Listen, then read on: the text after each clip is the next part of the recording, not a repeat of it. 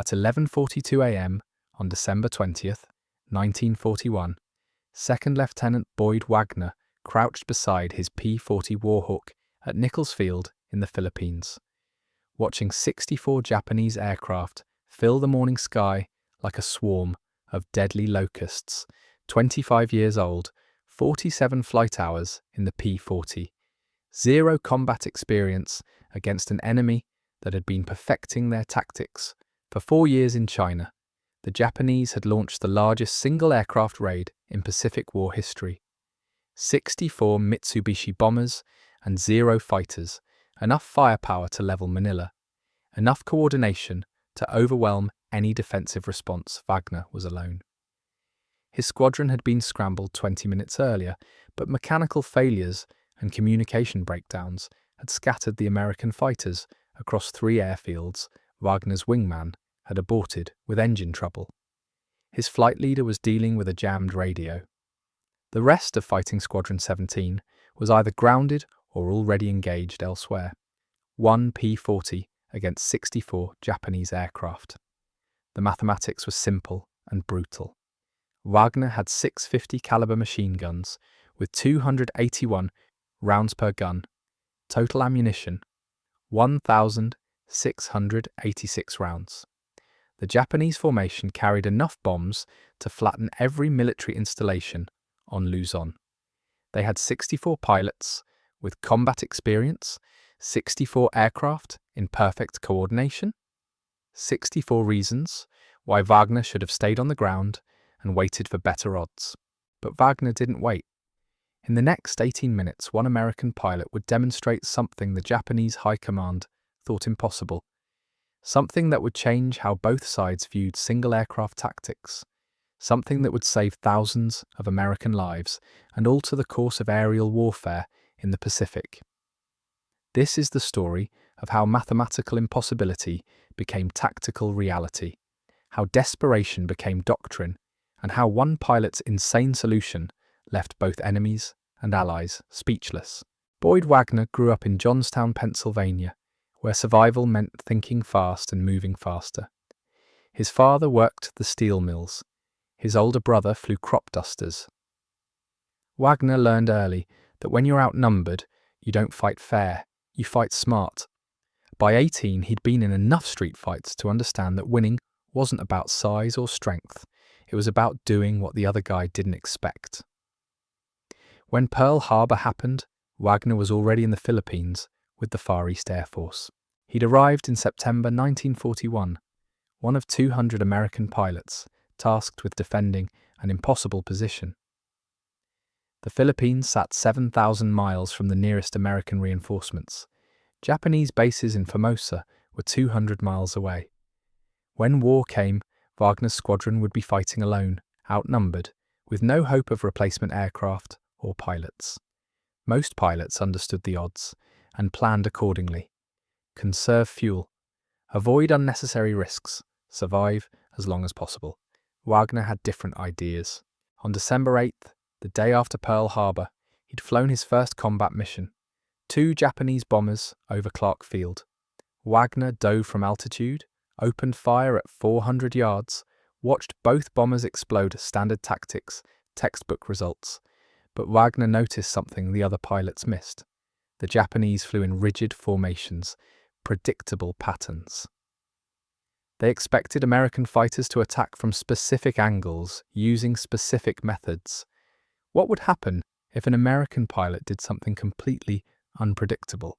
December 12th, Wagner tested his theory. 6 Japanese fighters over Bataan.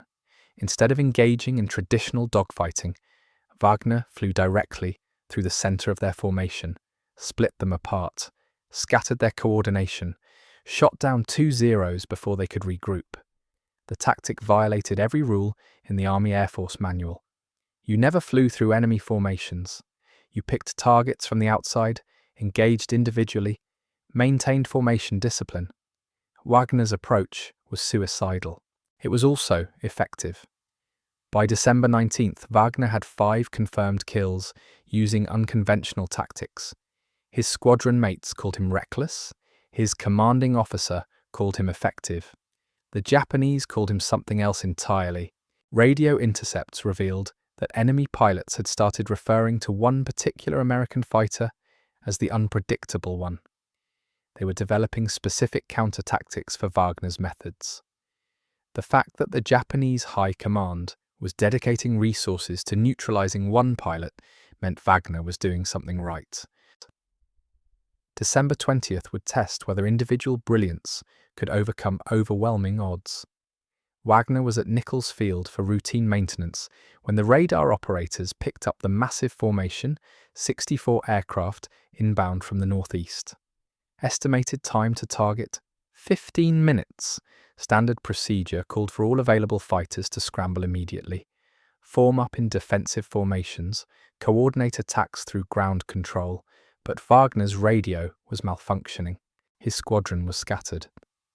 By the time he could establish communication and coordinate a response, the Japanese would be over their targets. Wagner made a decision that violated every tactical doctrine in military aviation. He would attack alone. Not wait for support. Not coordinate with other fighters. Not follow any established protocol for engaging large enemy formations. He would launch immediately, climb to intercept altitude, and engage 64 aircraft with his single P-40. His crew chief, Staff Sergeant Mike Kowalski, thought Wagner had lost his mind. One fighter against 64 was suicide. The ammunition wouldn't last 5 minutes. The fuel wouldn't sustain extended combat. Even if Wagner survived the initial engagement, he'd be alone over enemy territory with no backup. Kowalski begged Wagner to wait for the other fighters. Wagner climbed into his cockpit and started the Allison engine. The P-40 Warhawk that Wagner flew was not designed for what he was about to attempt. It was a good fighter, but it wasn't exceptional. Maximum speed 362 miles per hour, service ceiling 29,000 feet, range 716 miles. The Japanese Zero was faster in a climb, more maneuverable in turns, capable of outperforming the P-40 in most combat situations. The only advantages the Warhawk offered were diving speed, firepower, and structural strength. Wagner would need all three. He took off at 11:47 a.m., 5 minutes before the Japanese formation reached bombing range. Standard climb rates would put him at 20,000 feet in 12 minutes. The Japanese were already at 22,000 feet.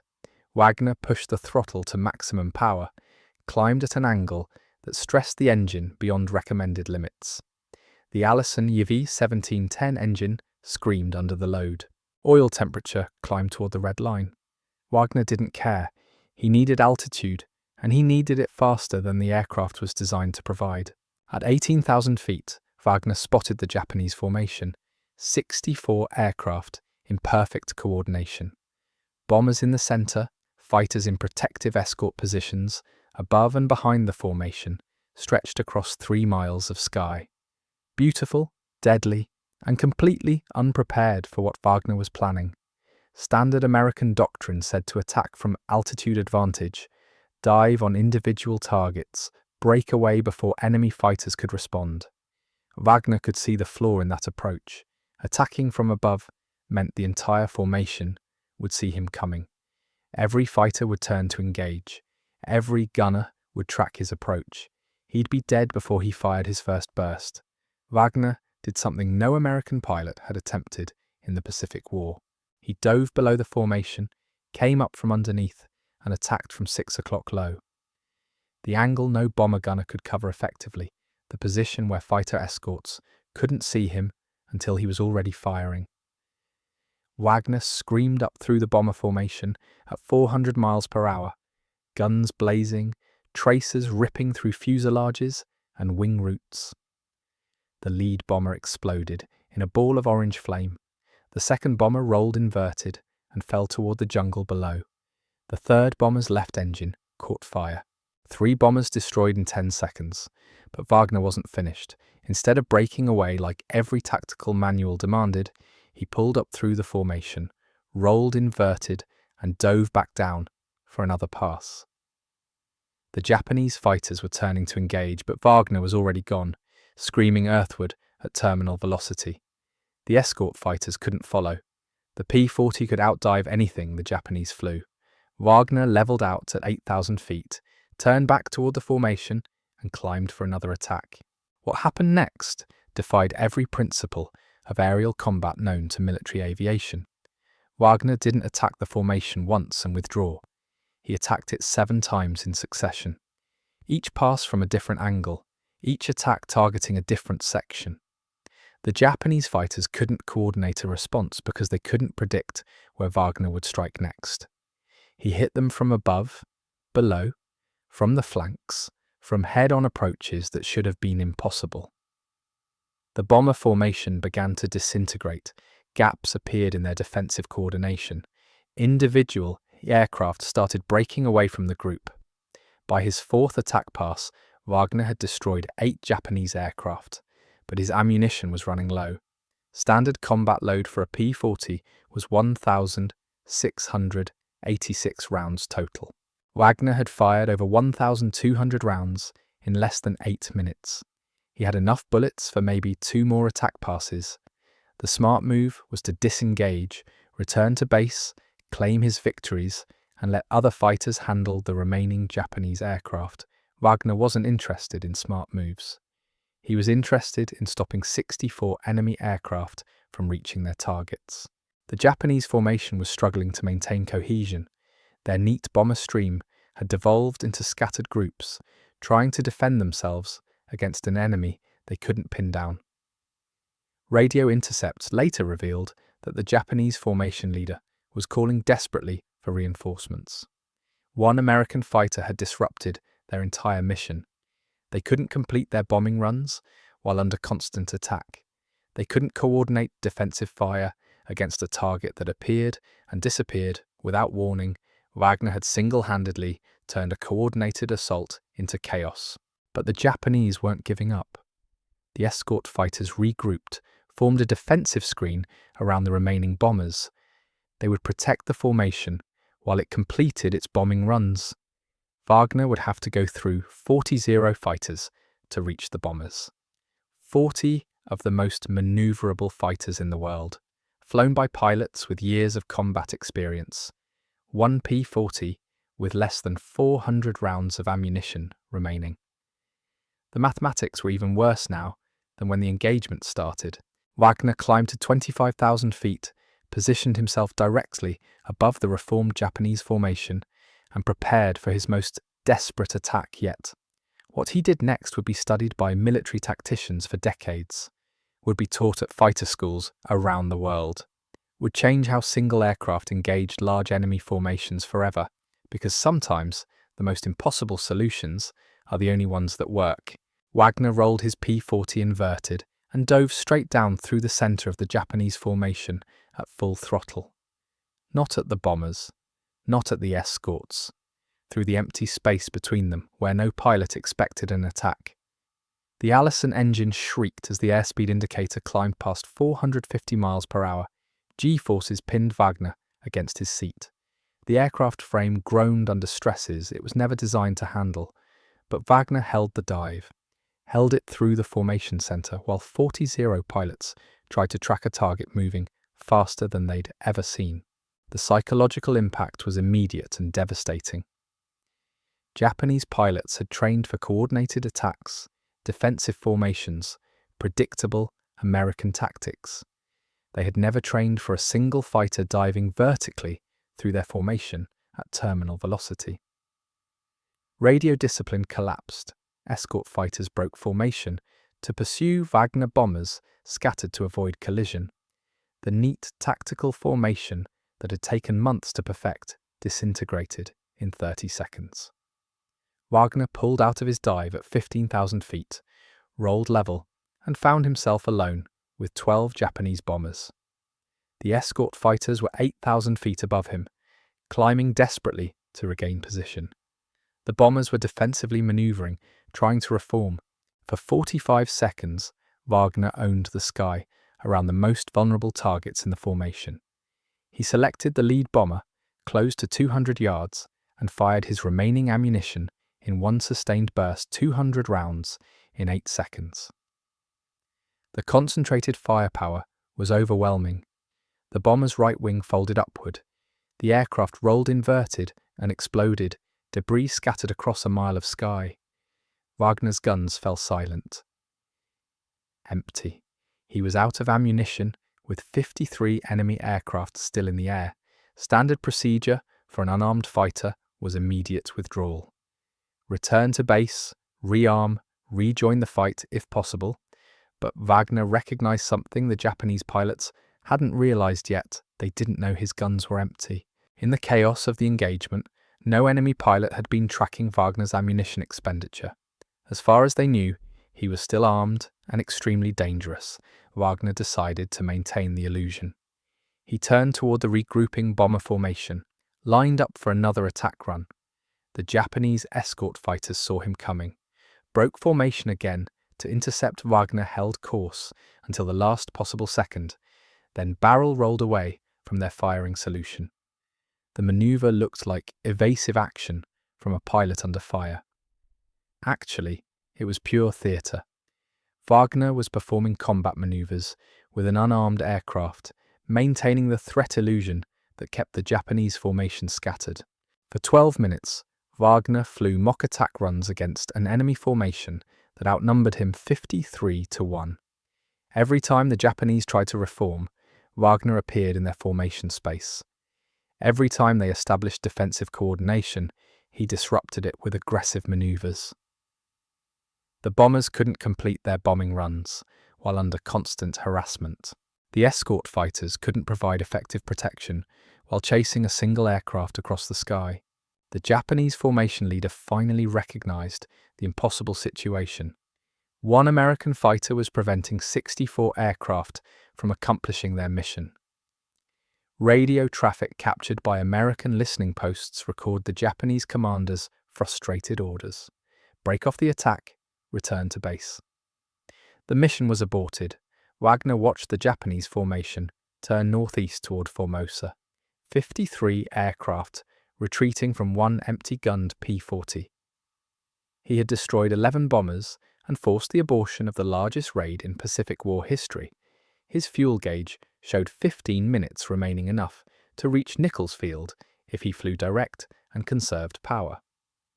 The landing was routine. Wagner touched down at 12:18 p.m., taxied to his revetment, shut down the engine. His crew chief was waiting with a dozen ground personnel who had monitored the engagement on radio. They expected to see battle damage, evidence of the intense combat Wagner had described. Instead, they found an aircraft with empty ammunition boxes and minor stress fractures from high-speed maneuvering. No bullet holes, no system failures. Wagner had fought the largest air battle of his life and returned without a scratch. The debriefing lasted 4 hours. Wagner's account seemed impossible. Intelligence officers verified his claims against radar tracks, radio intercepts, and visual observations from ground personnel. 11 confirmed kills, 1 aborted enemy bombing mission.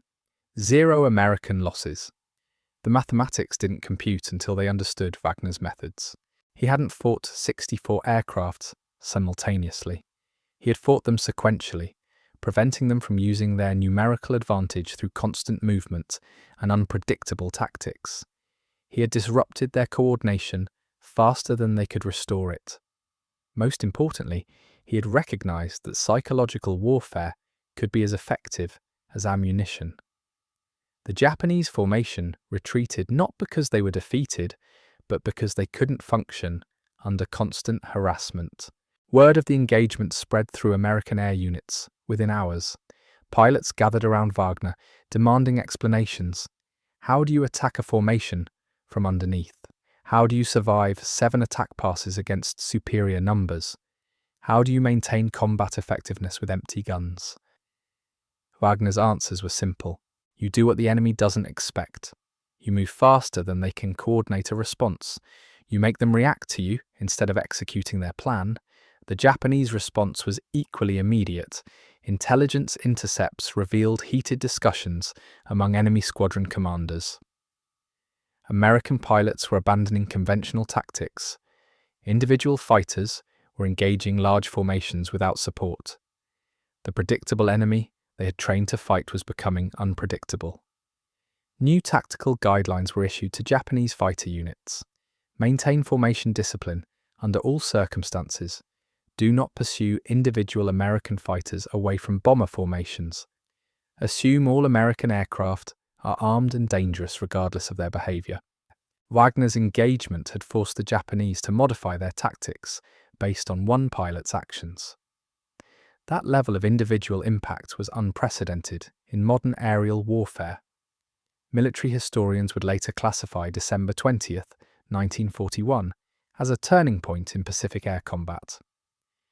Not because of the strategic results, but because of the tactical implications. The engagement proved that numerical superiority could be negated by superior tactics. That individual brilliance could overcome systemic disadvantage, that American pilots didn't have to accept defeat simply because they were outnumbered. Wagner had demonstrated that the mathematics of aerial combat weren't fixed. They could be changed by pilots willing to break conventional rules. Within a week, copies of Wagner's debriefing reached every American air unit in the Pacific. Squadron commanders studied his methods. Pilots practiced his attack angles. The concept of sequential engagement began appearing in training manuals. Wagner's improvised tactics became doctrine, not through official channels, but through practical necessity. Pilots who used his methods survived. Pilots who didn't often didn't. The transformation wasn't immediate or universal. Many pilots remained committed to conventional formations and coordinated attacks.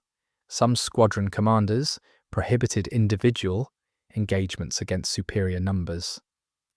The official Army Air Force position was that Wagner's success was an anomaly, not a replicable tactic, but combat results spoke louder than official policy.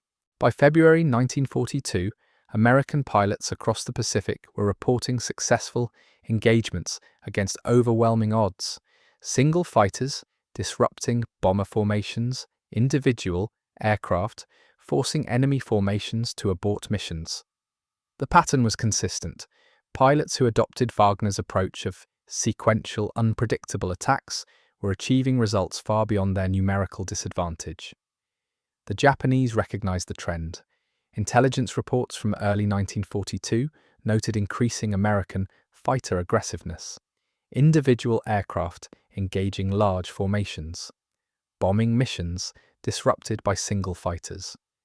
The careful tactical coordination that had dominated the early months of the war was breaking down under pressure from unpredictable American tactics. Lieutenant General Hideki Tojo, commanding Japanese air operations in the Southwest Pacific, issued new standing orders in March 1942.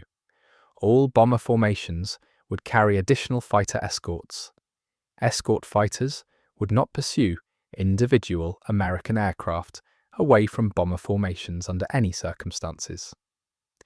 Mission commanders were authorized to abort bombing runs if harassment prevented effective target engagement. The orders were a direct response to Wagner's methods. One pilot's actions on December 20th had forced the Japanese High Command to restructure their entire tactical approach. Bomber formations that once operated with minimal escort now required maximum protection. Missions that once proceeded regardless of fighter interference could now be aborted by individual American aircraft. Wagner continued flying combat missions through the Philippines campaign. He scored 14 more confirmed kills before the American evacuation in April 1942. But his most significant contribution wasn't the aircraft he destroyed, it was the tactical revolution he sparked. The demonstration that individual excellence could overcome systemic disadvantage. The proof that American pilots didn't have to accept defeat simply because they were outnumbered. The ripple effects extended far beyond Wagner's personal combat record. His methods influenced training programs. Across the United States, new fighter pilots learned sequential engagement techniques alongside traditional formation tactics. The concept of psychological warfare through aggressive maneuvering became standard curriculum at flight schools. Wagner's approach wasn't just about shooting down enemy aircraft. It was about disrupting enemy operations through constant pressure and unpredictable action.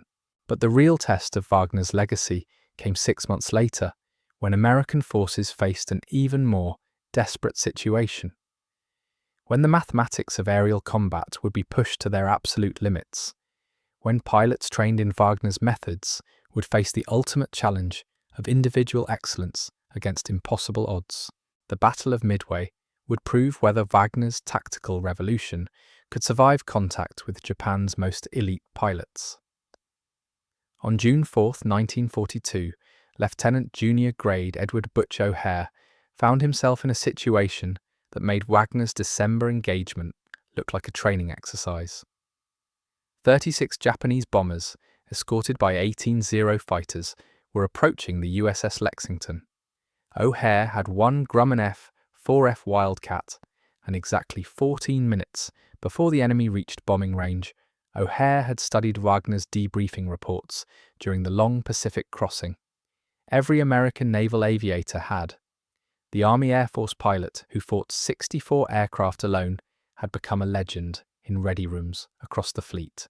But studying tactics and implementing them under fire were different propositions entirely. O'Hare was about to discover whether Wagner's methods worked at sea level against Japan's finest carrier pilots. The Japanese formation was perfect. Bombers in tight defensive box, fighters weaving overhead in protective patterns. They had learned from Wagner's attacks in the Philippines. No gaps in coverage, no vulnerable approach angles, every vector covered by overlapping fields of fire. The formation that approached Lexington represented 6 months of tactical evolution designed specifically to counter Wagner's sequential attack methods. O'Hare climbed to 12,000 feet and studied the approaching armada, 54 aircraft versus 1. The mathematics were worse than anything Wagner had faced, but O'Hare had advantages Wagner lacked. The F-4F Wildcat carried more ammunition than the P-40. Naval training emphasized individual combat skills over formation flying. Most importantly, O'Hare had Wagner's example to follow. He selected the most unexpected attack vector possible, not from above or below, but from the side, threading between the bomber formation and their fighter escort. The approach required split-second timing. Too early, and the fighters would intercept him. Too late, and the bombers would reach the carrier. O'Hare pushed the Wildcat's engine to maximum power and dove toward the gap between enemy formations. The Japanese pilots saw him coming, but couldn't coordinate an intercept. O'Hare was moving too fast, changing angles too rapidly. He flashed through their defensive screen, opened fire on the lead bomber at point-blank range, watched it explode, rolled inverted, and dove away before the escort fighters could respond. 1 pass, 1 kill, 0 damage taken. Wagner's tactics adapted for naval aviation, but the Japanese had adapted too. Instead of pursuing O'Hare individually, the escort fighters maintained formation discipline. They wouldn't be drawn away from the bombers by aggressive maneuvering. The tactical evolution that began with Wagner's December engagement had produced counter-evolution from Japanese pilots. Both sides were learning, adapting, improving their methods based on combat experience. O'Hare recognized the changed dynamic immediately. The Japanese weren't reacting to his attacks the way Wagner's opponents had. They were maintaining coordination, staying focused on their mission objectives. Sequential attacks might disrupt individual aircraft, but they wouldn't break up the entire formation. O'Hare needed a different approach. He climbed back to altitude and positioned himself for a head-on attack against the bomber formation, the most dangerous possible approach. Every bomber gunner would have a clear shot. Every escort fighter would converge on his position, but head-on attacks offered one critical advantage. Closing speed was enormous. Japanese pilots would have seconds to track and fire at a target approaching at 500 miles per hour. Combined velocity, O'Hare rolled into his attack run at 15,000 feet, pushed the Wildcat into a screaming dive toward the bomber formation's nose. G-forces pressed him deep into his seat. The airspeed indicator climbed past red line limitations. Structural stress warnings groaned through the aircraft frame. But O'Hare held the dive, held it through a wall of defensive fire from 36 bomber gunners, held it until he was close enough to see individual Japanese crew members. He opened fire at 400 yards, 6 50 caliber machine guns converging on the lead bomber. Tracers walked up the aircraft's nose, through the cockpit, into the fuel tanks, behind the wing roots. The bomber exploded in a fireball that engulfed 2 adjacent aircraft. 3 bombers destroyed in one attack pass. But O'Hare was flying through the debris field at 450 miles per hour. Metal fragments hammered his windscreen. Fuel vapor burned his throat. The Wildcat shuddered under impacts from bomber wreckage. He pulled out of the dive at 8,000 feet, rolled level, checked his instruments. Engine running rough but functional. Control surfaces responding normally. Ammunition count showing 60% remaining. The Japanese formation was reforming above him, -3 bombers, but still deadly effective. 51 aircraft, continuing toward Lexington O'Hare, had maybe 8 minutes before they reached bombing range.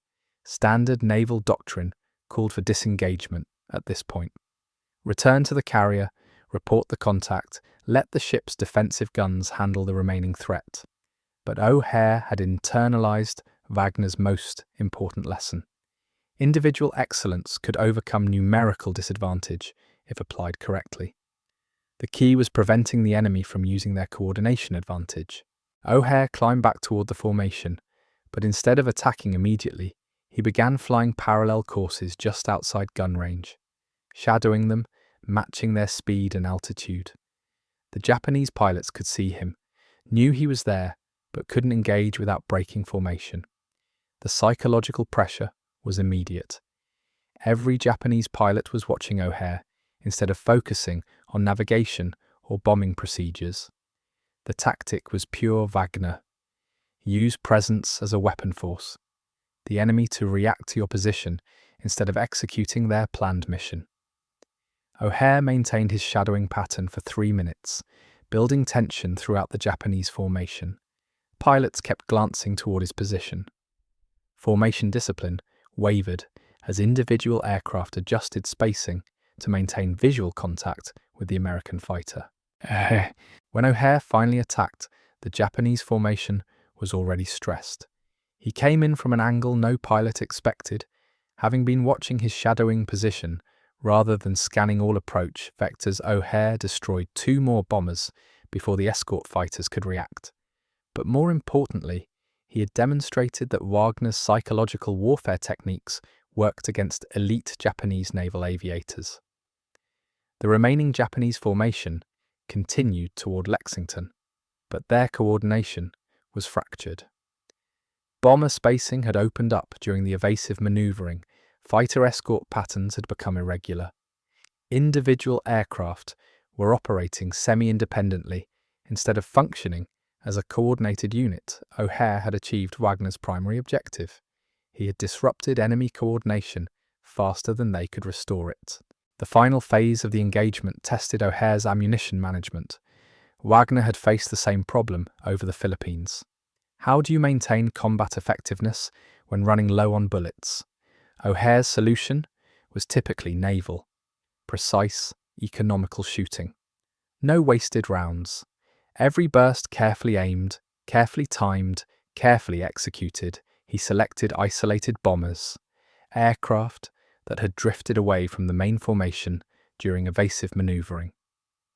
Single targets without mutual support, O'Hare approached each bomber individually, closed to minimum range, fired short, accurate bursts.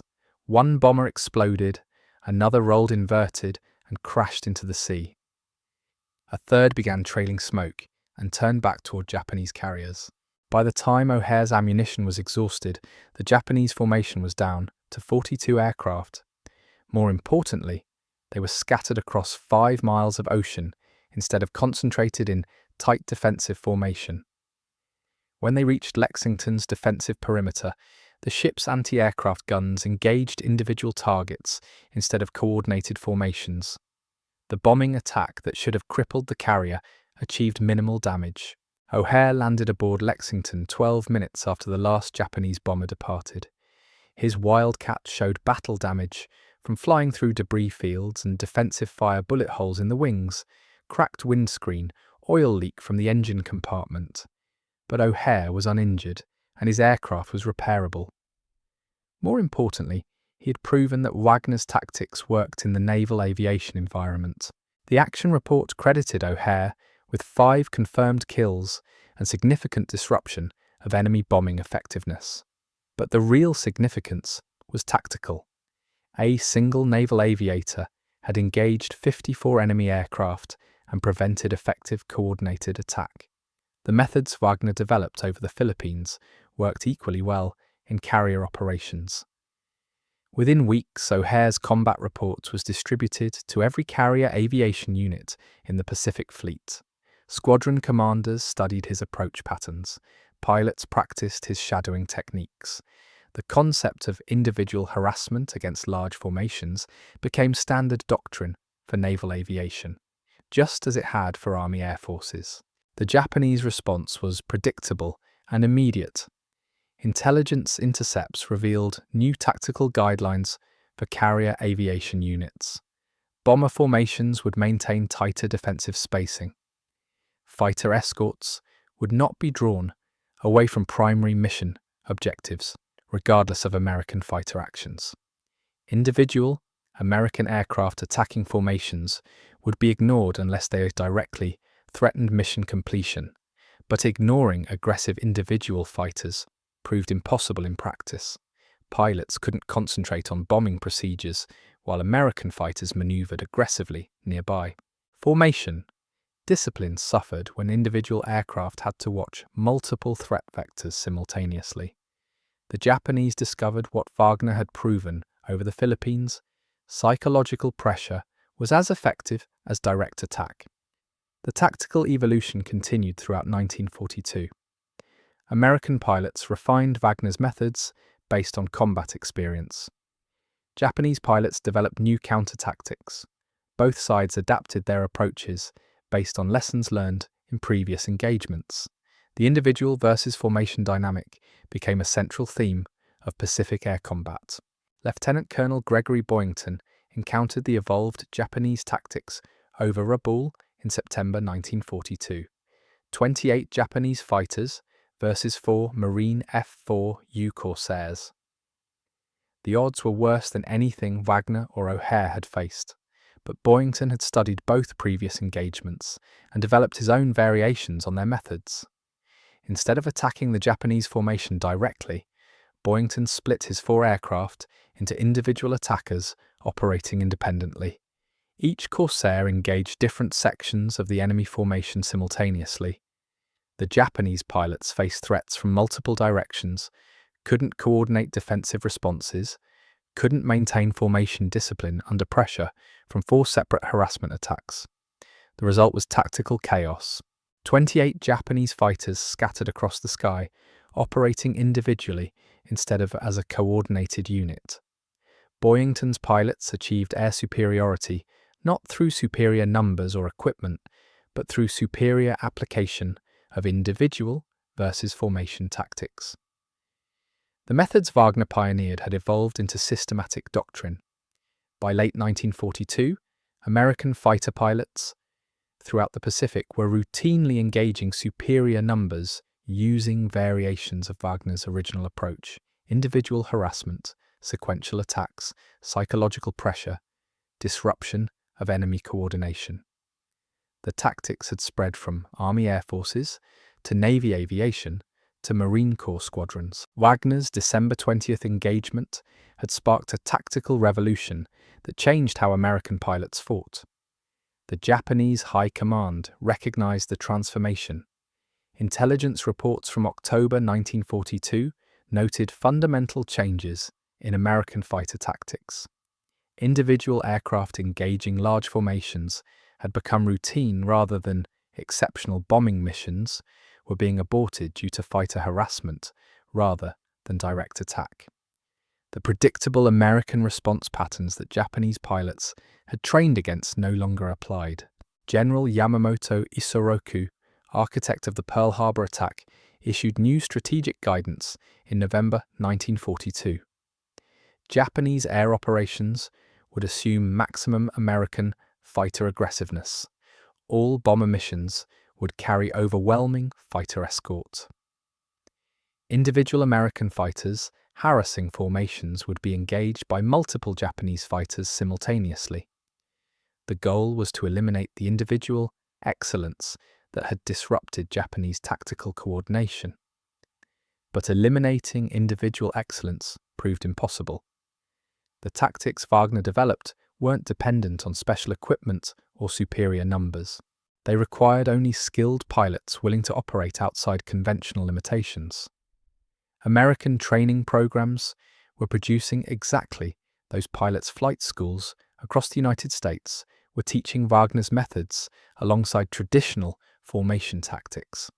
The ripple effects extended beyond individual combat encounters. Wagner's approach influenced American strategic planning for major operations. Instead of concentrating fighters in large formations, operational planners began deploying smaller units capable of independent action. The flexibility to operate individually or in coordination became a defining characteristic of American air power. The Battle of Guadalcanal in August 1942 demonstrated the strategic implications of Wagner's tactical revolution. American fighters operating from Henderson Field routinely engaged superior Japanese formations using individual harassment techniques. Single aircraft disrupted bomber formations. Small groups of fighters scattered large enemy formations. The mathematical advantage of Japanese numerical superiority was consistently negated by superior American tactics. Japanese pilots began avoiding combat with individual American fighters whenever possible. Radio intercepts revealed standing orders to maintain formation discipline regardless of American fighter actions. The psychological impact was exactly what Wagner had achieved over the Philippines. Enemy pilots were reacting to American initiatives instead of executing their own operational plans. The transformation was complete by early 1943. American fighter pilots had internalized the lessons of individual excellence versus numerical superiority. Wagner's desperate improvisation on December 20th, 1941, had become systematic doctrine throughout American air forces. The tactical revolution, sparked by one pilot's impossible solution, had changed how America fought the air war in the Pacific. The Japanese response to this tactical evolution revealed the true scope of Wagner's influence. By March 1943, captured documents showed that Japanese flight training had been completely restructured. Student pilots were now drilling specifically against individual American fighters using aggressive harassment tactics. Formation leaders practiced maintaining cohesion, while under attack from single aircraft, bomber crews trained on procedures for completing missions, while individual fighters maneuvered nearby. The training manuals captured at WWII in April 1943 contained detailed sections on what Japanese instructors called American Individual Fighter Syndrome. The documents described Wagner's methods with clinical precision, sequential attacks from unpredictable vectors, psychological harassment through aggressive maneuvering, disruption of formation discipline through constant pressure. The Japanese had studied American tactics so thoroughly they could teach countermeasures before their pilots encountered them in combat. But studying tactics and defeating them were different challenges entirely. Lieutenant Commander James Flatley discovered this over the Marshall Islands in February 1943. Flatley was leading 6 Navy F-6F Hellcats when they encountered 42 Japanese aircraft.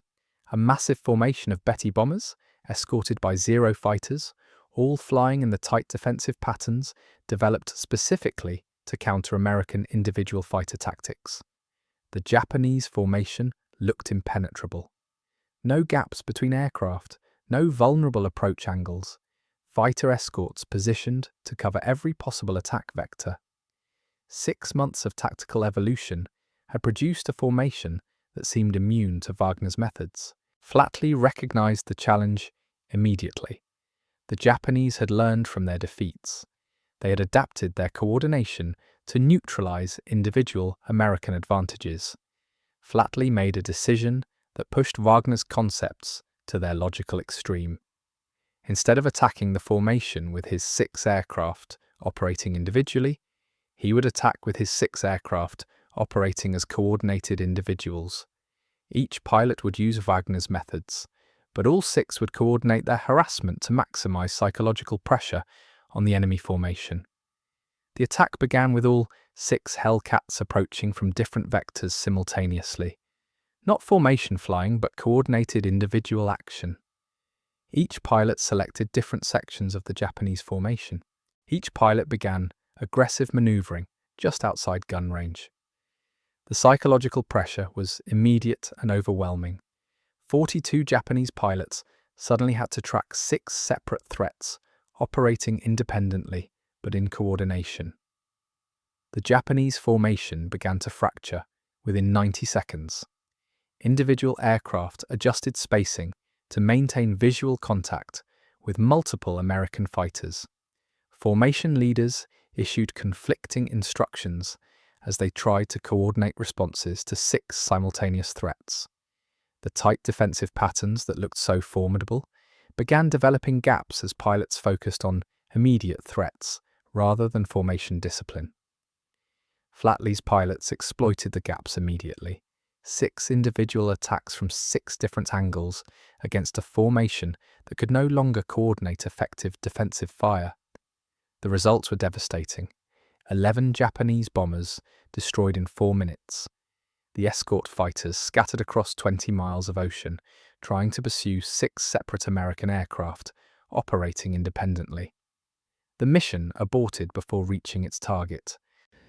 The engagement over the Marshalls demonstrated that Wagner's individual tactics could be multiplied through coordination without losing their effectiveness. American pilots could operate as coordinated individuals, maintaining the unpredictability that disrupted enemy formations while adding the power of simultaneous pressure from multiple vectors.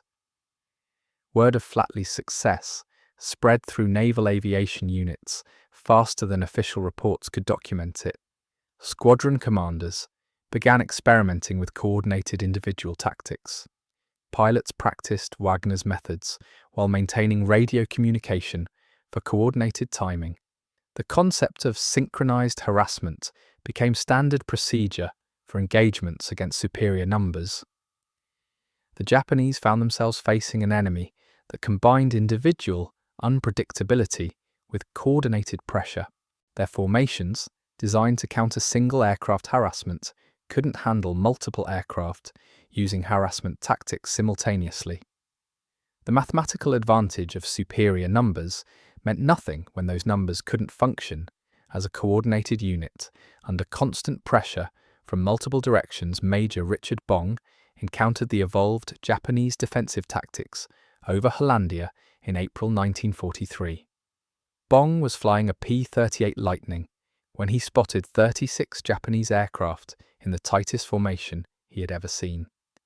The enemy pilots were flying wingtip to wingtip, maintaining formation discipline that would have been impressive at an air show. But Bong understood what Wagner had proven 18 months earlier. The tighter the formation, the more vulnerable it became to disruption. Bong used a variation of Wagner's original approach. Instead of attacking from unexpected angles, he attacked from the most expected angle possible head-on, from directly ahead of the formation. The Japanese pilots saw him coming from miles away. Every gunner tracked his approach, every escort fighter positioned to intercept. The formation was perfectly coordinated to defend against Bong's attack, except Bong wasn't planning to press the attack. At 800 yards, just as every Japanese gunner opened fire, Bong broke hard left and dove away. The sudden maneuver caught the formation completely off guard. They had prepared for a head-on attack that never came.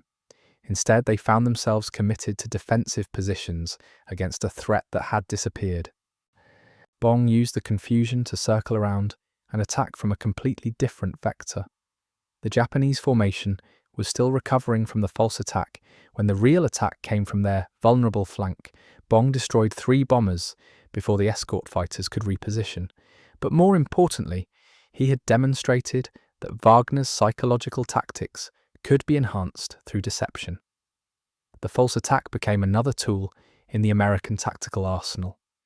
Pilots would approach enemy formations aggressively, forcing defensive reactions, then break off and attack from different angles while the enemy was still committed to defending against the original threat. The method required precise timing and nerves of steel, but it multiplied the effectiveness of individual harassment by adding the element of surprise. Captain Charles MacDonald perfected the deceptive approach over WWII in May 1943.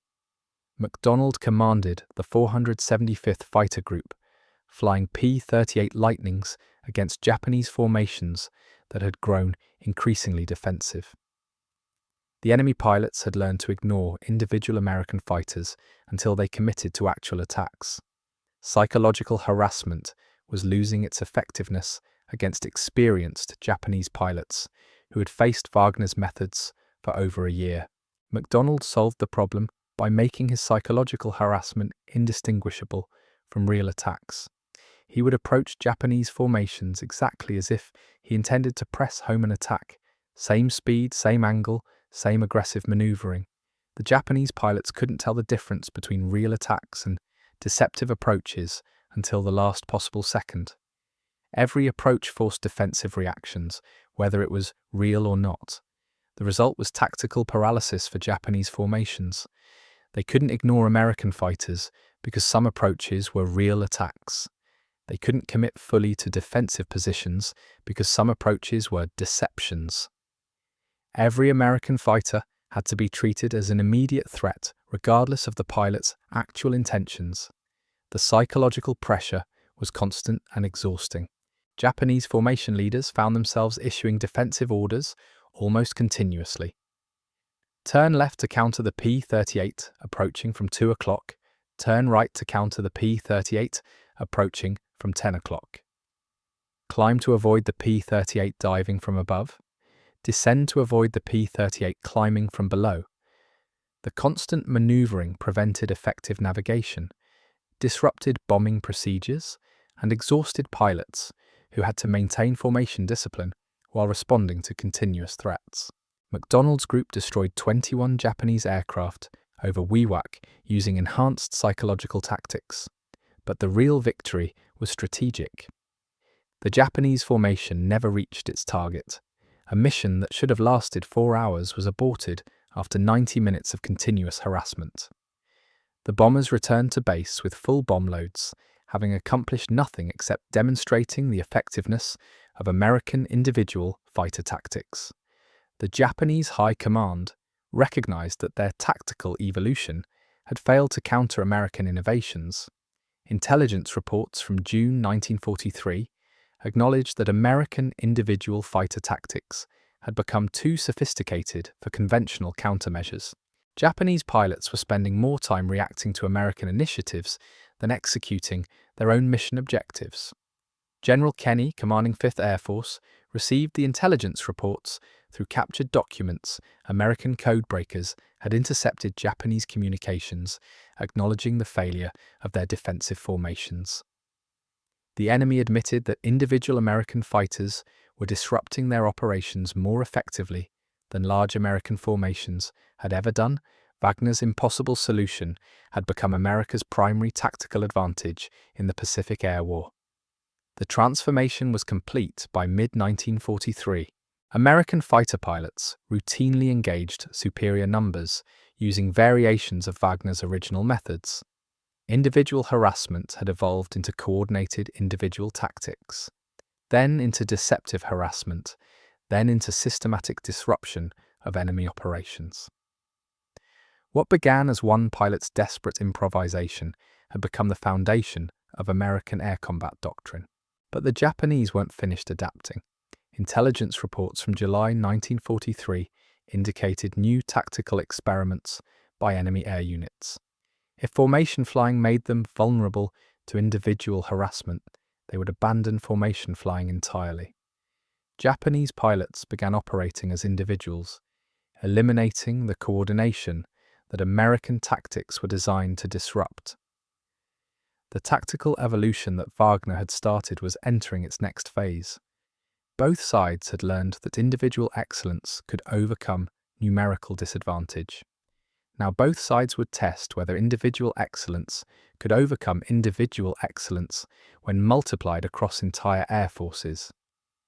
The mathematics of aerial combat were about to become even more complex. Lieutenant Robert Scott encountered the new Japanese tactics over Rangoon in August 1943.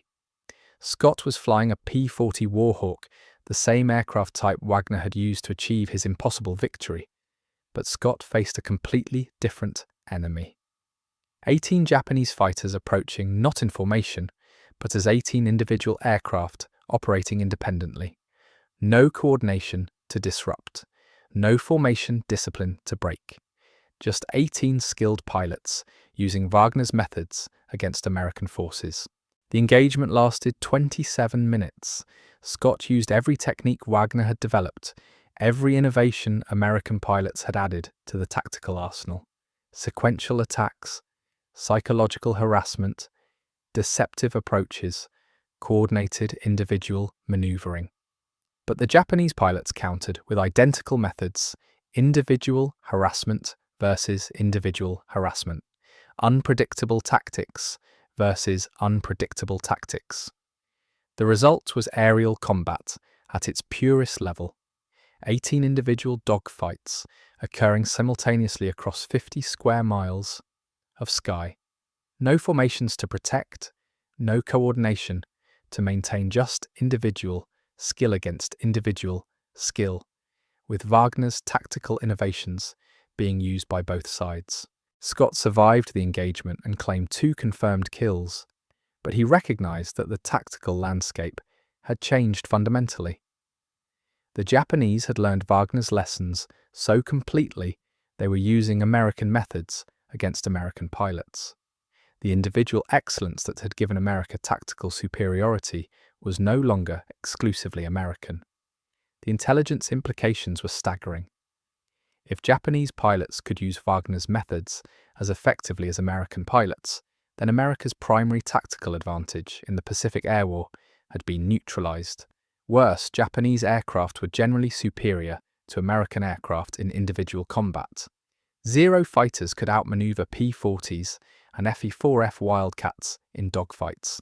If the engagement came down to individual skill in individual aircraft, Japanese pilots might regain the advantage they had held at the beginning of the war. American air commanders faced a strategic crisis. The tactical revolution that Wagner had sparked was being used against American forces. The solution that had seemed so brilliant 18 months earlier was now a problem that threatened to reverse American gains. In the Pacific, individual excellence had become the standard for both sides, negating its effectiveness as an American advantage. General Arnold, commanding the Army Air Forces, convened an emergency tactical conference at Hamilton Field in September 1943. Every air commander who had experienced the evolved Japanese tactics attended. The question was simple and urgent. How could American air forces maintain tactical superiority when the enemy was using American methods with superior aircraft? The answer came from an unexpected source. Lieutenant Colonel Francis Gabreski had been studying combat reports from European theaters where American pilots faced German aircraft using tactics similar to Wagner's innovations. The Germans had learned individual harassment methods from studying Pacific combat reports, but American pilots in Europe had developed counter-innovations that might work against Japanese adaptations. Gabreski explained that European combat had evolved beyond individual tactics toward what he called fluid teamwork. American pilots operated as individuals when necessary, but could instantly transition to coordinated team action.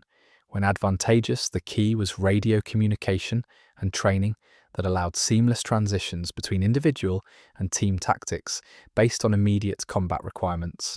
The concept was revolutionary in a different way than Wagner's original innovation.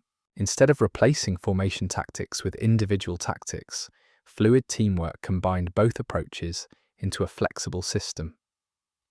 Pilots could operate individually to avoid enemy coordination, then coordinate instantly to overwhelm individual enemies.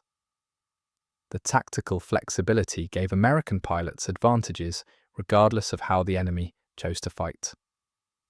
Training for fluid teamwork began immediately at fighter schools across the United States. Student pilots learned traditional formation flying, Wagner's individual harassment methods, and the radio procedures necessary to transition between approaches during combat. The training was complex and demanding, requiring pilots to master multiple tactical systems and switch between them based on split-second combat decisions. The first units trained in fluid teamwork deployed to the Pacific in October 1943. Squadron commanders were skeptical about the new tactics. Individual methods had worked well for over a year. Formation tactics were traditional and proven. Combining both approaches seemed unnecessarily complicated for combat situations where simple solutions worked best. Major Tommy Maguire tested fluid teamwork over Rabaul in November 1943. Maguire was leading 8 P-38 Lightnings when they encountered 24 Japanese fighters operating as individuals. The enemy pilots were using Wagner's methods expertly, approaching from unpredictable angles, maintaining constant pressure, avoiding coordination that could be disrupted. Maguire's response demonstrated the power of tactical flexibility. When the Japanese fighters approached individually, his pilots operated individually, countering harassment with harassment. But when individual Japanese pilots became committed to attack runs, Maguire's pilots instantly coordinated to concentrate fire on isolated enemies. The transitions between individual and coordinated action happened so quickly that Japanese pilots couldn't adapt their responses. The engagement resulted in 16 Japanese aircraft destroyed for the loss of 2 American fighters. More importantly, it proved that fluid teamwork could defeat Japanese adaptations of Wagner's original methods. American pilots could maintain the advantages of individual excellence while adding the power of instant coordination when needed. The tactical evolution continued through late 1943 and early 1944. American pilots refined fluid teamwork based on combat experience. Japanese pilots developed new countermethods, but the fundamental advantage had shifted back to American forces. Superior training, better radio equipment, and systematic development of flexible tactics gave American pilots tools that Japanese pilots couldn't match. By the time of the Marianas Campaign in June 1944, American fighter pilots were operating with tactical sophistication that would have been unimaginable when Wagner made his desperate attack over the Philippines. Individual excellence, coordinated teamwork, psychological warfare, deceptive tactics, and fluid transitions between all approaches had become standard capabilities for American fighter squadrons. The Battle of the Philippine Sea demonstrated the cumulative impact of Wagner's tactical revolution. American pilots engaged Japanese formations using methods that traced directly back to Wagner's December 20th innovation. But those methods had evolved through 2.5 years of combat experience into a comprehensive tactical system that gave American pilots decisive advantages regardless of the specific combat situation. The Japanese lost over 400 aircraft in the Philippine Sea engagement. American losses were fewer than 30 aircraft. The mathematical superiority that Japan had enjoyed at the beginning of the war had been completely reversed through tactical innovation that began with one pilot's impossible solution to an impossible problem. Wagner himself flew combat missions throughout the tactical evolution his methods had sparked. He commanded fighter squadrons in New Guinea, the Philippines, and the final assault on Japan. He watched his desperate improvisation become systematic doctrine, saw individual excellence become the foundation of American air superiority, observed the mathematical transformation of aerial combat from numerical advantage to tactical sophistication. On August 15, 1945, when Japan announced its surrender, Wagner was commanding the 348th Fighter Group on Hiroshima. The war that had begun with his impossible victory over 64 Japanese aircraft was ending with complete American air superiority over the Japanese home islands.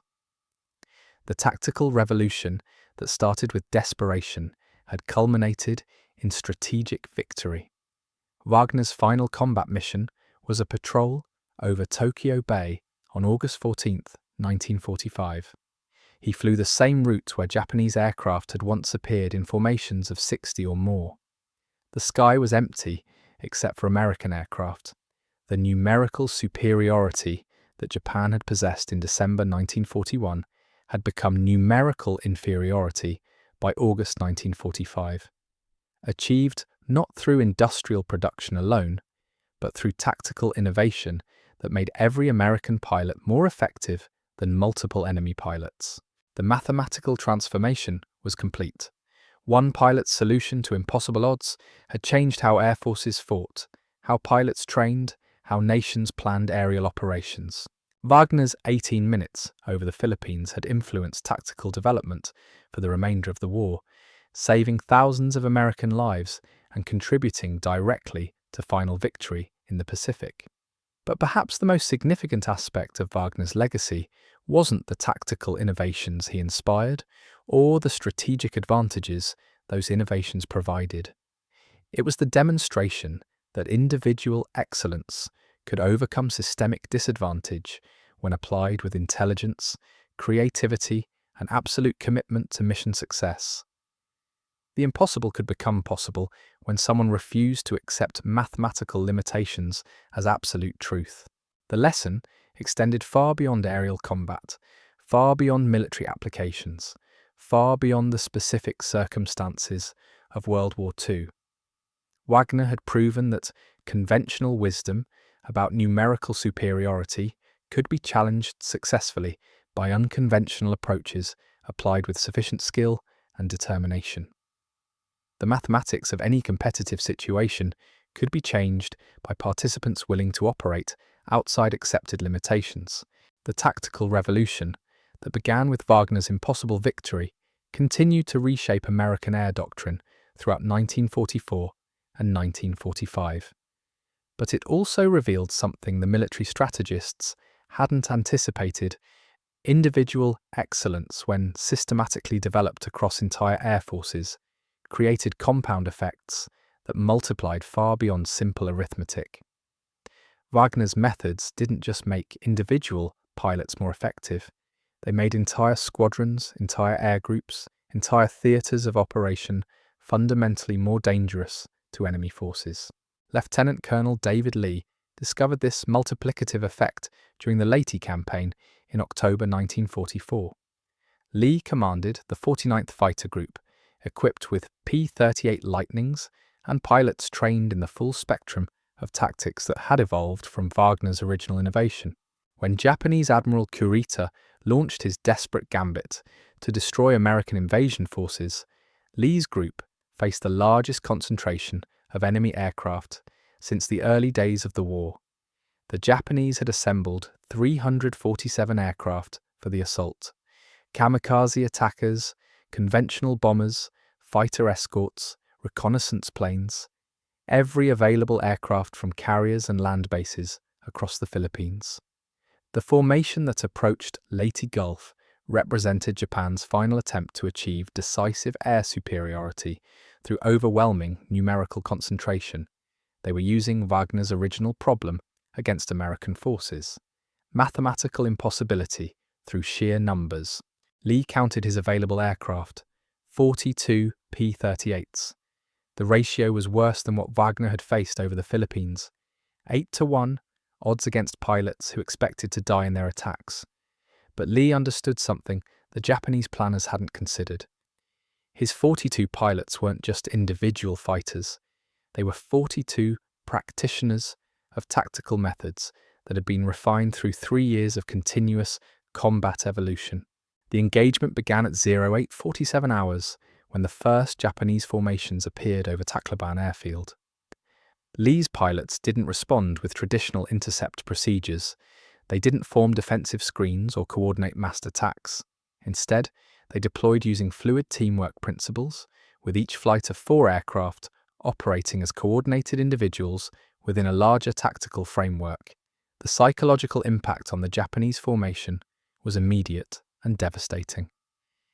Instead of facing a conventional American response, they encountered 42 aircraft operating with tactical sophistication that made prediction impossible. Individual harassment from multiple vectors. Coordinated attacks that appeared and disappeared without warning. Deceptive maneuvers that forced defensive reactions against threats that materialized from completely different directions.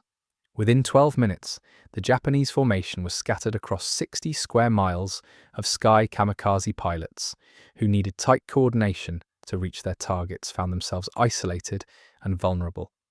Bomber formations that required fighter escort discovered their escorts engaged in individual combat across half the Philippine archipelago. The mathematical advantage of 347 aircraft became meaningless when those aircraft couldn't function as a coordinated force. Lee's pilots claimed 91 confirmed kills during the engagement.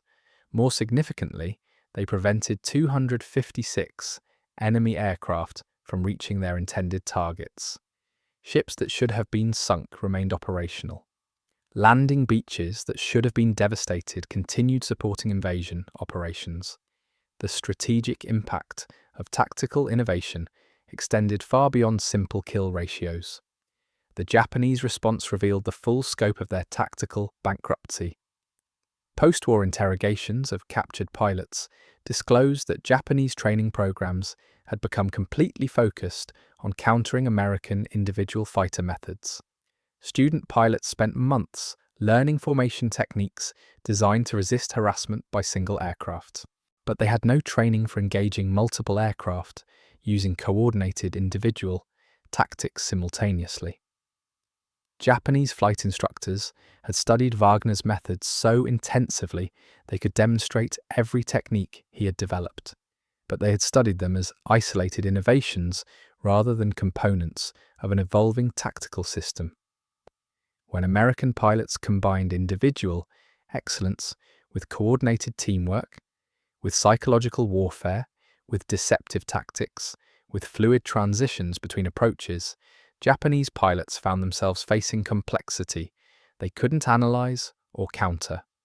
The intelligence implications were staggering for Japanese planners.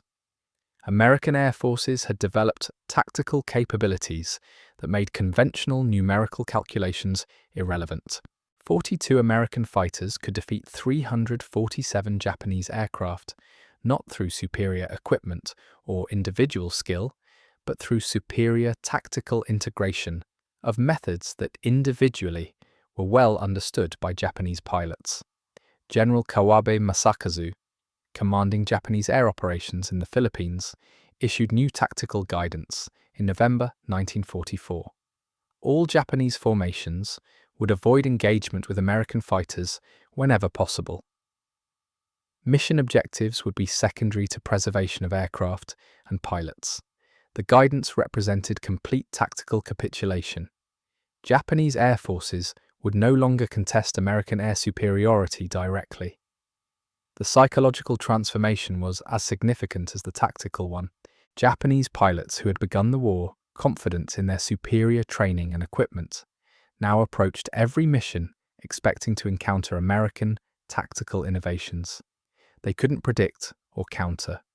The aggressive mindset that had characterized Japanese aviation was replaced by defensive thinking focused on survival rather than mission accomplishment. American pilots recognized the change immediately. Combat reports from late 1944 consistently noted Japanese reluctance to engage. Enemy formations would abort missions when American fighters appeared, regardless of numerical advantages. Individual Japanese pilots would disengage from combat even when circumstances favored continued engagement. The tactical superiority that had begun with Wagner's individual excellence had become psychological dominance across entire theatres of operation. But the most profound impact of Wagner's legacy wasn't visible in combat statistics or tactical manuals. It was the transformation of American military thinking about the relationship between individual capability and systemic effectiveness. Traditional military doctrine emphasized standardization, coordination, predictable responses to known situations.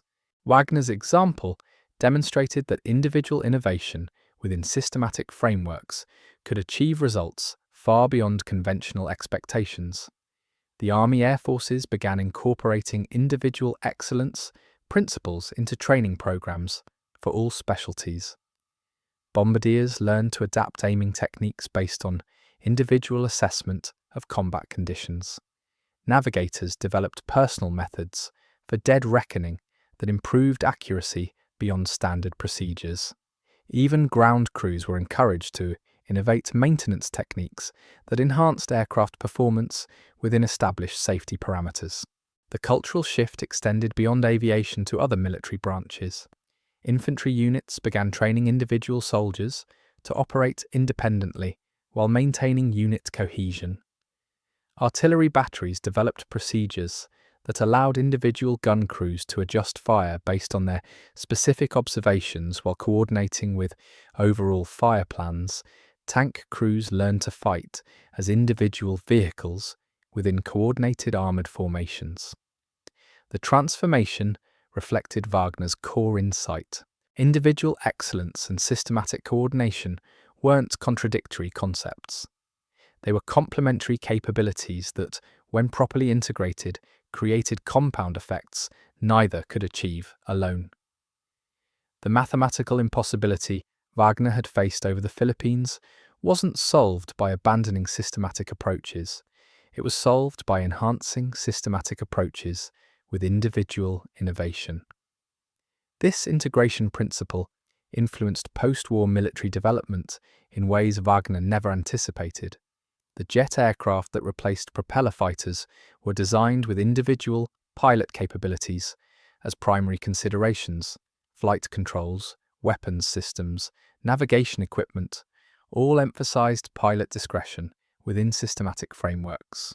The aircraft became tools for individual excellence rather than platforms for standardized responses.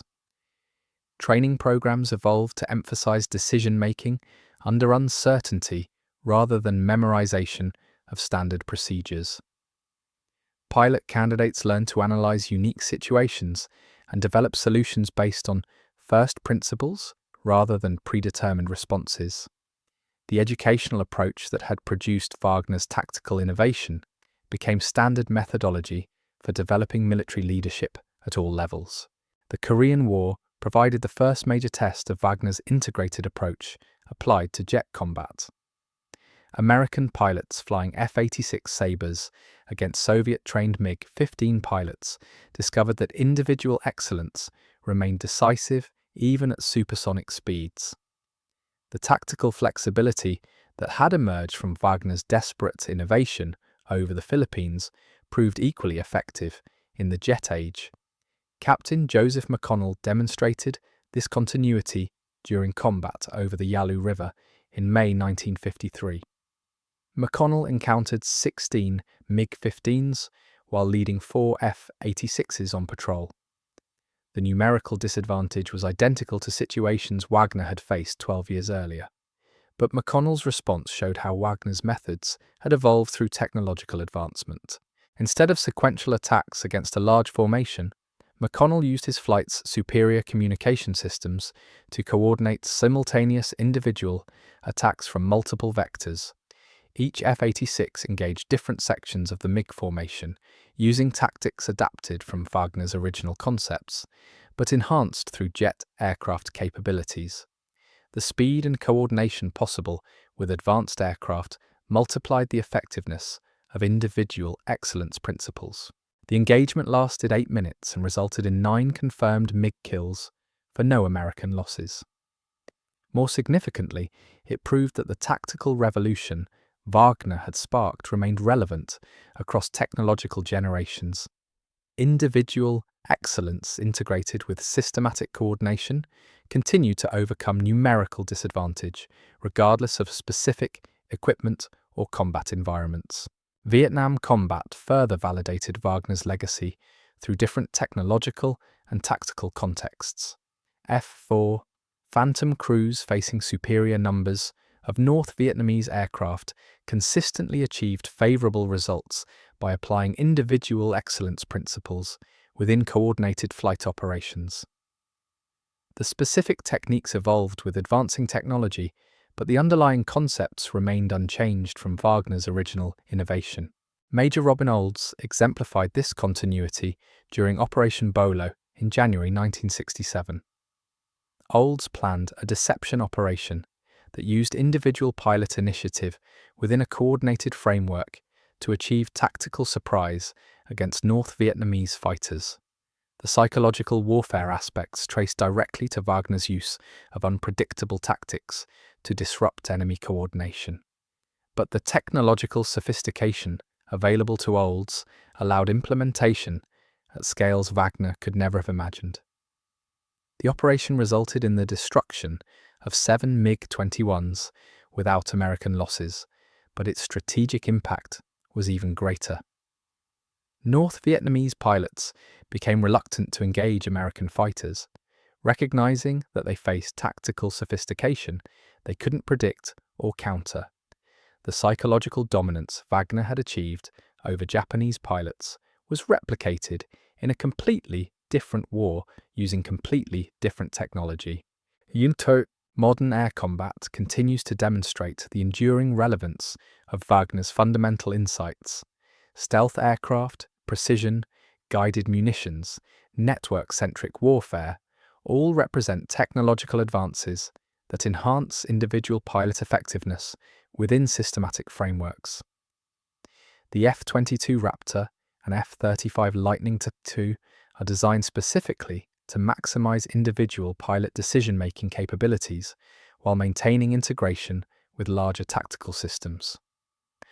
Combat over Iraq and Afghanistan has shown that individual excellence remains decisive in contemporary conflicts. Single aircraft engaging multiple targets, individual pilots adapting to unexpected situations, tactical flexibility overcoming numerical or technological disadvantages. The specific methods have evolved with advancing technology, but the underlying principles Wagner developed over the Philippines remain central to air combat effectiveness. The mathematical transformation Wagner achieved extends beyond military applications to influence competitive strategies across multiple disciplines. Business leaders study Wagner's approach to overcoming market disadvantages through innovative tactics that disrupt competitor coordination. Sports teams analyze how individual excellence within systematic frameworks can overcome superior opposing resources. The academic study of complex systems has identified Wagner's tactical innovation as an example of emergent behavior, where individual actions within systematic constraints produce results far beyond what either individual or systematic approaches could achieve separately. Game theory analysis shows that Wagner's methods represent optimal solutions to multi-agent competitive scenarios where conventional approaches fail. Educational institutions have incorporated Wagner's example into curricula for developing creative problem-solving skills. Students learn to analyze situations where standard approaches prove inadequate and develop innovative solutions that work within systematic constraints while exceeding conventional limitations. The methodology Wagner used instinctively has become formal pedagogical technique for fostering breakthrough thinking. The psychological aspects of Wagner's achievement continue to influence performance research across multiple fields. Sports psychologists study how individuals can maintain effectiveness under extreme pressure while operating within team frameworks. Organizational psychologists analyze how individual initiative can enhance rather than disrupt systematic coordination in high-stress environments. Medical professionals have applied Wagner's principles to emergency response situations where individual medical personnel must make critical decisions within established protocols while facing overwhelming patient loads. The ability to innovate individually while maintaining systematic coordination has become recognized as essential capability for crisis management in any field. The technological implications of Wagner's legacy extend to artificial intelligence and autonomous systems development. Programmers designing AI systems study how individual decision-making algorithms can operate within coordinated frameworks to achieve collective objectives that exceed the sum of individual capabilities. The integration challenges Wagner solved intuitively have become fundamental research problems in advanced computing. Military historians recognize Wagner's December 20th engagement as a pivotal moment that demonstrated the continuing relevance of individual excellence in an era of increasing technological sophistication. The lesson wasn't that individual capability could replace systematic coordination, but that the two approaches could be integrated to achieve compound effects.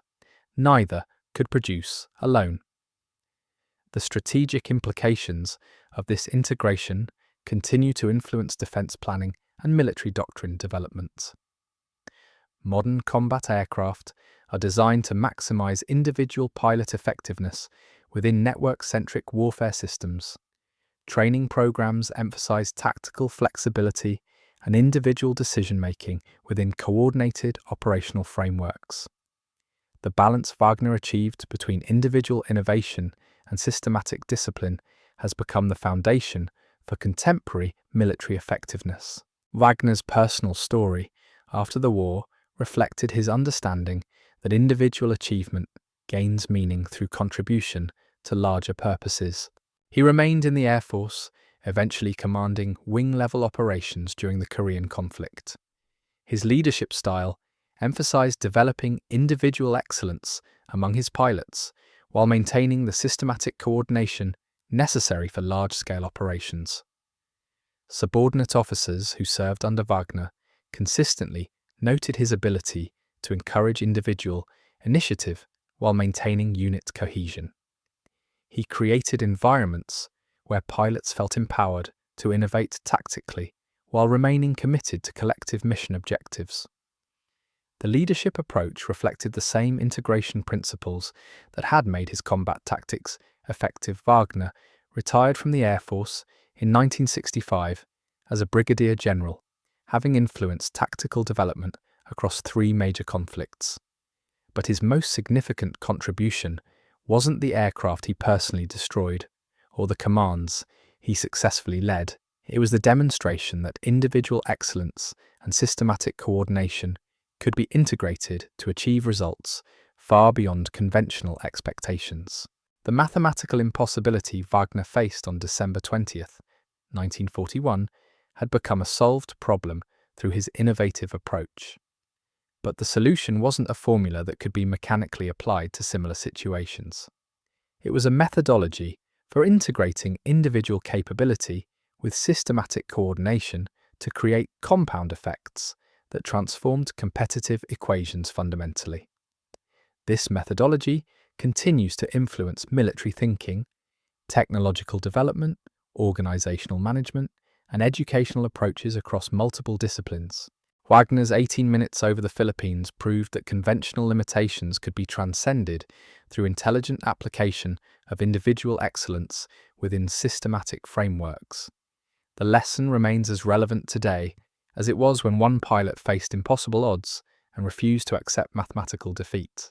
The ripple effects of that refusal continue to expand through every field, where individuals must achieve exceptional results.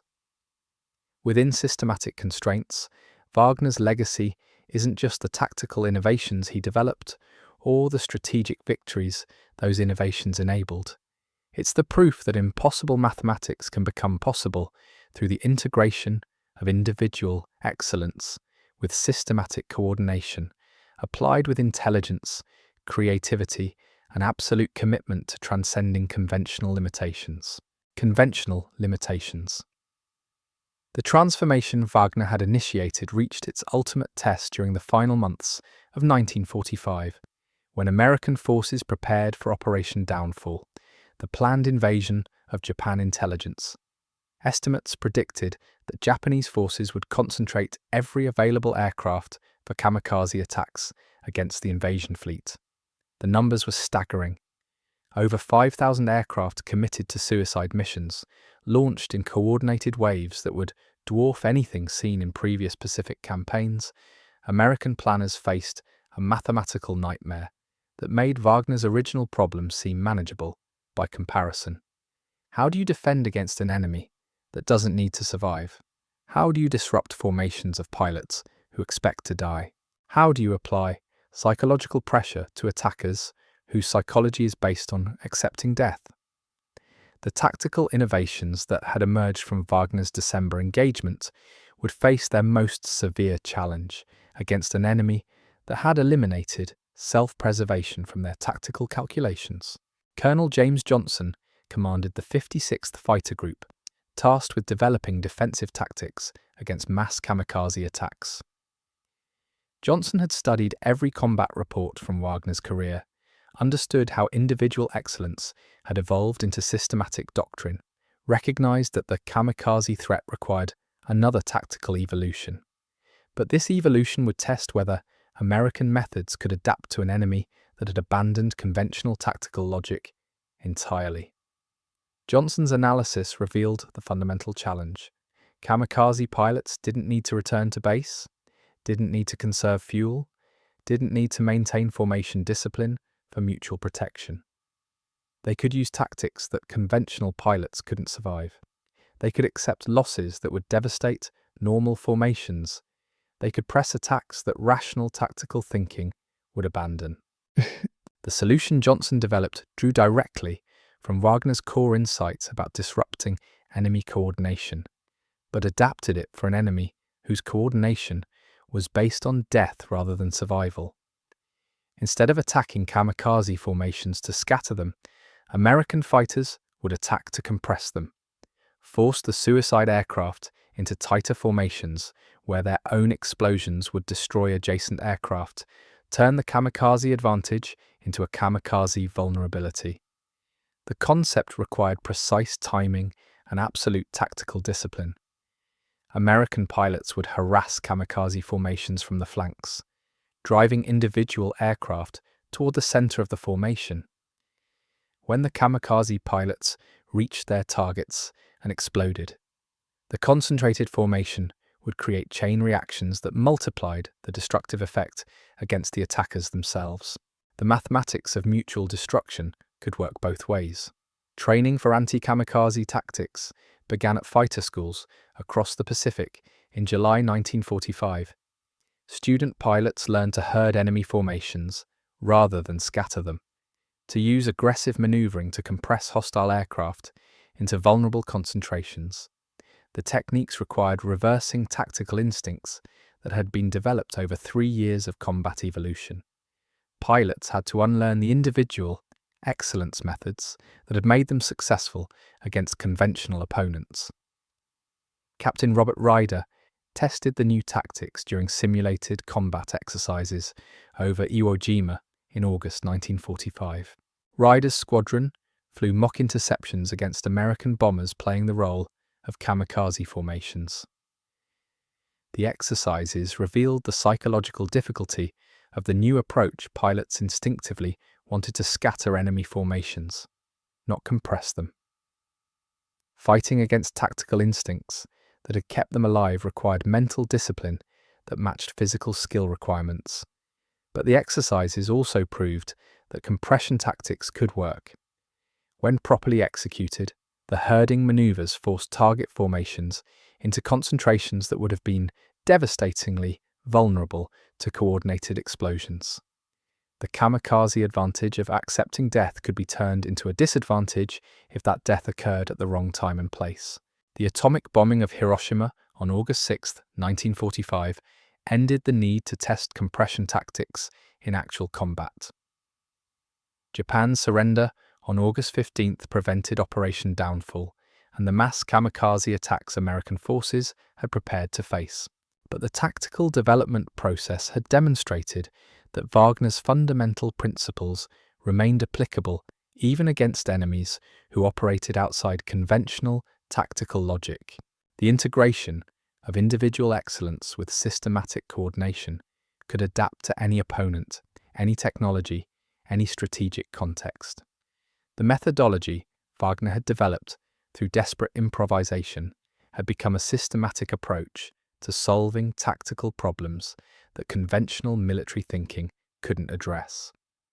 The mathematical impossibility he had faced over the Philippines had become a solved category of military challenge. Post-war analysis of Wagner's influence revealed the true scope of his contribution to American military effectiveness. The tactical innovations he had sparked weren't limited to air combat. Ground forces had adapted his principles for infantry operations. Naval units had incorporated his methods into fleet tactics. The integration of individual excellence with systematic coordination had become fundamental to American military doctrine across all services. General Omar Bradley, writing his memoirs in 1951, credited Wagner's example with influencing Army tactical development throughout the European campaign. Individual initiative within coordinated frameworks had become standard operating procedure for units from squad level through corps operations. The flexibility to operate individually when necessary while maintaining systematic coordination when advantageous had proven decisive in countless engagements across multiple theatres. Admiral Chester Nimitz acknowledged Wagner's impact on naval aviation development in his post-war report to Congress. The carrier aviation tactics that had achieved decisive victory in the Pacific traced their origins to the individual excellence principles Wagner had demonstrated over the Philippines. The integration of pilot initiative with systematic coordination had become the foundation of naval air power. The technological implications of Wagner's legacy influenced aircraft design throughout the jet age. Engineers designing the F-86 Sabre studied combat reports from Wagner's engagements to understand how aircraft systems could enhance individual pilot decision-making while maintaining integration with larger tactical frameworks. The human-machine interface became as important as engine performance or weapons capability. Test pilots evaluating early jet aircraft consistently noted the importance of cockpit designs that supported individual tactical flexibility. Chuck Yeager, breaking the sound barrier in the X-1, emphasized how aircraft responsiveness to pilot inputs determined effectiveness in situations where standard procedures didn't apply. The individual excellence Wagner had demonstrated required aircraft that could translate pilot innovation into tactical reality. The Korean War validated these design priorities when American pilots flying F-86s achieved favorable kill ratios against Soviet-supplied MiG-15s despite facing numerical disadvantages in most engagements. The aircraft systems that supported individual pilot decision-making within coordinated flight operations proved decisive in jet combat just as they had in propeller aircraft operations. Captain James Jabara demonstrated this continuity during his first jet combat engagement in April 1951. Jabara encountered 8 MiG-15s while leading 4 F-86s on patrol over North Korea. The tactical situation was nearly identical to scenarios Wagner had faced a decade earlier. Numerical disadvantage, enemy aircraft with performance advantages, necessity for immediate tactical innovation. To avoid defeat, Jabara's response showed how Wagner's methods had evolved through technological advancement. Instead of sequential individual attacks, Jabara used his flight's superior radar and communication systems to coordinate simultaneous engagements from multiple vectors. Each F-86 pilot operated individually within a coordinated framework that maximized their collective tactical effectiveness. The engagement lasted 12 minutes and resulted in 6 confirmed MiG kills for no American losses. More importantly, it demonstrated that the fundamental principles Wagner had developed remained applicable across technological generations. Individual excellence integrated with systematic coordination continued to overcome numerical disadvantage, regardless of specific equipment capabilities. Lieutenant Colonel George Davis extended this validation throughout his tour in Korea, achieving 14 confirmed kills while consistently facing superior numbers of enemy aircraft. Davis credited his success to tactical flexibility based on Wagner's example. The ability to transition between individual and coordinated tactics based on immediate combat requirements had become instinctive for American pilots trained in Wagner's methods. The Vietnam conflict further tested Wagner's legacy under different technological and political constraints. Rules of engagement that limited when and how American pilots could attack required tactical adaptations that emphasized individual decision-making within systematic limitations. The flexibility Wagner had demonstrated became essential for operating effectively under restrictions that conventional tactical thinking couldn't accommodate. Major Robin Olds exemplified this adaptation during his tour, commanding the 8th Tactical Fighter Wing. Olds developed tactics that maximized pilot initiative within the constraints of limited rules of engagement. His approach drew directly from Wagner's example of achieving tactical objectives through methods that conventional doctrine hadn't anticipated. The Bolo operation in January 1967 represented the culmination of tactical evolution that traced back to Wagner's original innovation. Olds planned a deception that used individual pilot creativity within a coordinated framework to achieve strategic surprise against North Vietnamese fighters. The psychological warfare aspects reflected Wagner's understanding that disrupting enemy expectations could be as effective as superior firepower. The operation's success validated Wagner's core insight about the compound effects of integrating individual excellence with systematic coordination. 7 MiG-21s destroyed without American losses, but more significantly, North Vietnamese pilots became reluctant to engage American formations. The psychological dominance Wagner had achieved over Japanese pilots was replicated in a different war using different technology.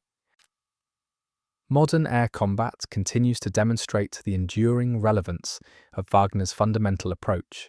Stealth aircraft, precision-guided munitions, and network-centric warfare all represent technological advances that enhance individual pilot effectiveness within systematic frameworks. The F-22 Raptor and F-35 Lightning II are designed specifically to maximize pilot decision-making capabilities while maintaining integration with larger tactical systems. Combat operations over Iraq and Afghanistan have shown that individual excellence remains decisive in contemporary conflicts. Single aircraft engaging multiple targets, pilots adapting to unexpected situations, tactical flexibility, overcoming numerical or technological disadvantages. The specific methods continue evolving with advancing technology, but the underlying principles Wagner established over the Philippines remain central to air combat effectiveness. The educational implications of Wagner's achievement extend far beyond military applications. Business schools study his approach to overcoming competitive disadvantages through innovative tactics that disrupt opponent coordination. Sports programs analyze how individual excellence within systematic frameworks can overcome superior opposing resources. The methodology has become fundamental to developing breakthrough thinking across multiple disciplines.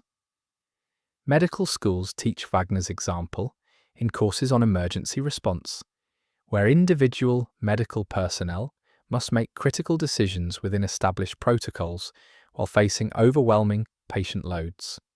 The ability to innovate individually while maintaining systematic coordination has become recognized as essential capability for crisis management in any high-stress profession. Engineering programs use Wagner's tactical innovation as a case study in creative problem-solving under extreme constraints. Students learn to analyze situations where standard approaches prove inadequate and develop solutions that work within systematic limitations while exceeding conventional expectations. The approach Wagner used instinctively has become formal methodology for fostering innovative thinking. The technological implications extend to artificial intelligence and autonomous systems development. Computer scientists study how individual decision-making algorithms can operate within coordinated frameworks to achieve collective objectives that exceed the sum of individual capabilities. The integration challenges Wagner solved through combat experience have become fundamental research problems in advanced computing. Military academies worldwide teach Wagner's December 20th engagement as an example of how individual initiative can transform strategic situations when applied within systematic frameworks. The lesson isn't that individual capability can replace organized coordination, but that the two approaches can be integrated to achieve compound effects neither could produce alone. The psychological aspects of Wagner's achievement continue influencing performance research across multiple fields. Sports psychologists analyze how individuals can maintain effectiveness under extreme pressure while operating within team structures. Organizational psychologists study how individual initiative can enhance rather than disrupt systematic coordination in high-stress environments. The mathematical transformation Wagner achieved has become a model for solving competitive problems where conventional approaches fail. Game theory analysis shows that his methods represent optimal solutions to scenarios where standard tactical thinking proves inadequate. The approach continues influencing strategic planning in contexts far removed from aerial combat. Leadership development programs use Wagner's example to illustrate how individual excellence and systematic coordination can be balanced to maximize organizational effectiveness. His post-war career demonstrated that the same principles that made his combat tactics effective could enhance leadership at every organizational level. Wagner's influence on his subordinate officers consistently reflected his understanding that individual achievement gains meaning through contribution to larger purposes. He created environments where people felt empowered to innovate while remaining committed to collective objectives. The leadership style mirrored the tactical approach that had made him successful in combat. Officers who served under Wagner throughout his career noted his ability to encourage individual initiative while maintaining unit cohesion. He developed training programs that emphasized tactical flexibility and personal decision-making within coordinated operational frameworks. The methods he used to integrate individual excellence with systematic discipline became models for military leadership development. Wagner retired from the Air Force in 1965, having influenced tactical development across 3 major conflicts and multiple technological generations. His final assignment was commanding the Air War College, where he established curricula that continue shaping military thinking about the relationship between individual capability and organizational effectiveness. The institution Wagner helped create has graduated thousands of officers who carry his principles into leadership positions across the military services. The integration of individual excellence with systematic coordination has become fundamental to contemporary military doctrine through the educational programs he influenced. His legacy continues expanding through every officer who learns to balance personal initiative with collective responsibility. But Wagner's most profound contribution wasn't the specific tactics he developed or the institutional changes he influenced. It was the proof that mathematical impossibility could become tactical reality through intelligent application of individual excellence within systematic frameworks. The lesson remains as relevant today as it was when one pilot refused to accept defeat against overwhelming odds. The ripple effects of that refusal continue expanding through every field where individuals must achieve exceptional results within systematic constraints. Wagner's legacy isn't just the innovations he created or the victories those innovations enabled. It's the demonstration that conventional limitations can be transcended through the integration of individual capability with organized coordination, applied with intelligence, creativity, and absolute commitment to exceeding what mathematics suggests is possible. The strategic implications of Wagner's tactical revolution became clear during the final phase of the Pacific War, when Japanese military planners attempted one last mathematical solution to their deteriorating position. If individual American fighters could disrupt large formations through innovative tactics, Japan would respond with formations so massive that disruption became impossible. The kamikaze strategy represented this thinking, taken to its logical extreme. Thousands of aircraft committed to suicide attacks, launched in waves that would overwhelm any defensive response through sheer numerical density. Admiral Takejiro Onishi, architect of the kamikaze program, studied American combat reports extensively before developing his strategy. He understood that Wagner's methods worked by disrupting enemy coordination and exploiting psychological vulnerabilities. Kamikaze pilots eliminated both factors. They required no coordination beyond initial launch, and they had no psychological vulnerabilities related to survival. The individual excellence that had given American pilots decisive advantages would prove irrelevant against opponents who expected to die. American intelligence recognized the threat immediately, intercepted Japanese communications, revealed plans for coordinated kamikaze attacks involving over 4,000 aircraft. The formations would approach American invasion fleets in continuous waves, with individual pilots committed to reaching their targets regardless of defensive fire. Traditional fighter interception tactics would prove inadequate against attackers who didn't need to survive their missions. Colonel Francis Gabreski, now commanding the 31st Fighter Group on Iwo Jima, received orders to develop countermeasures for mass kamikaze attacks. Gabreski had studied Wagner's methods extensively and understood their limitations against suicidal opponents. Disrupting enemy coordination meant nothing when coordination wasn't necessary.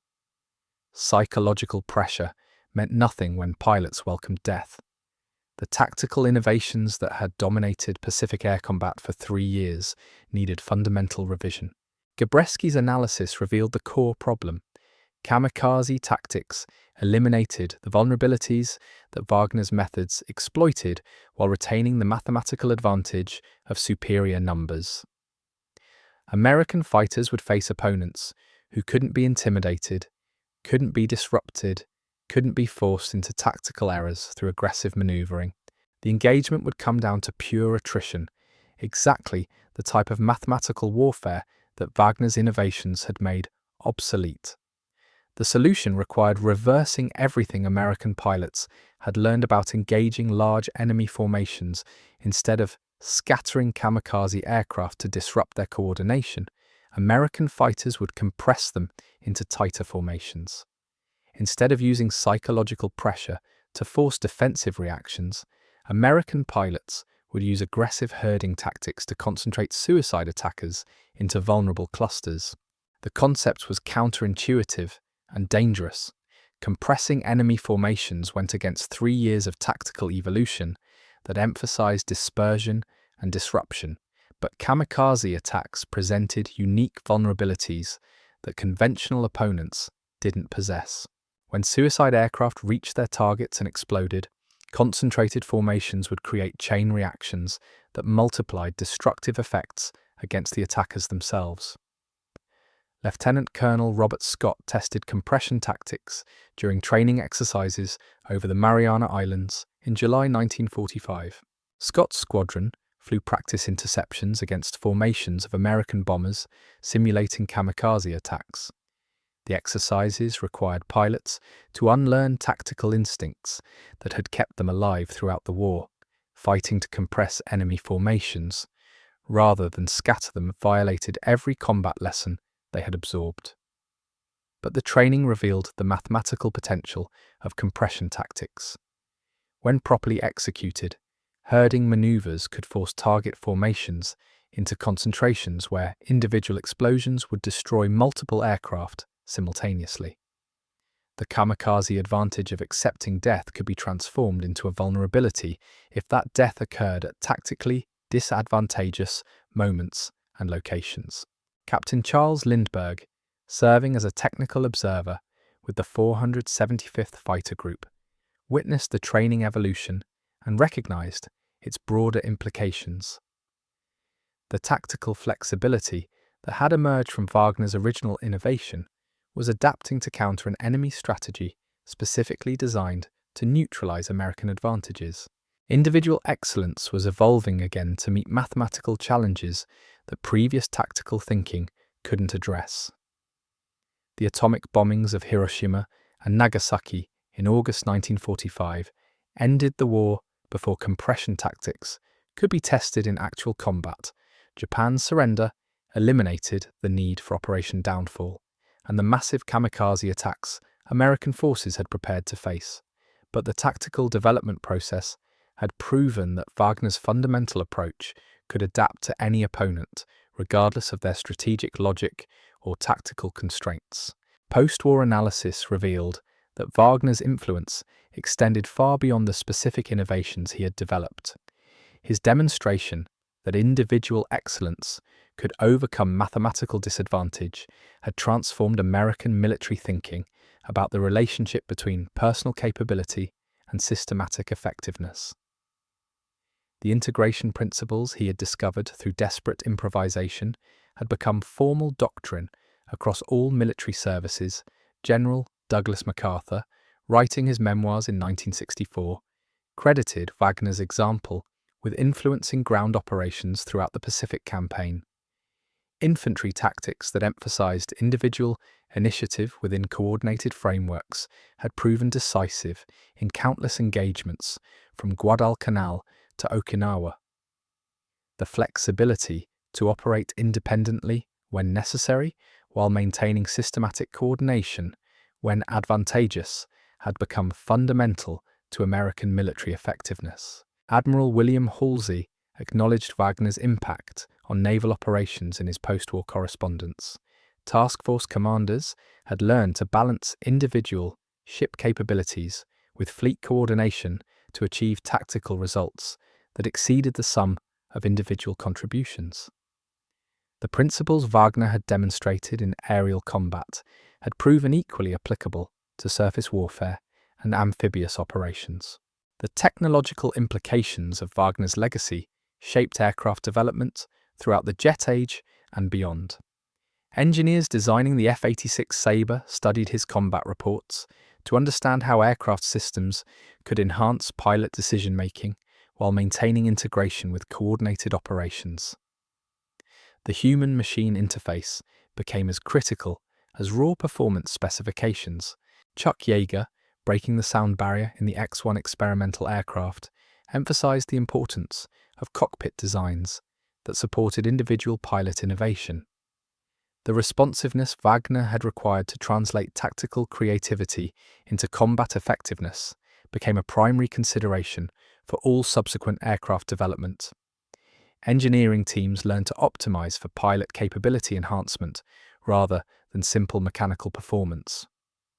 Test pilot programs established during the early jet age incorporated Wagner's example into their training curricula.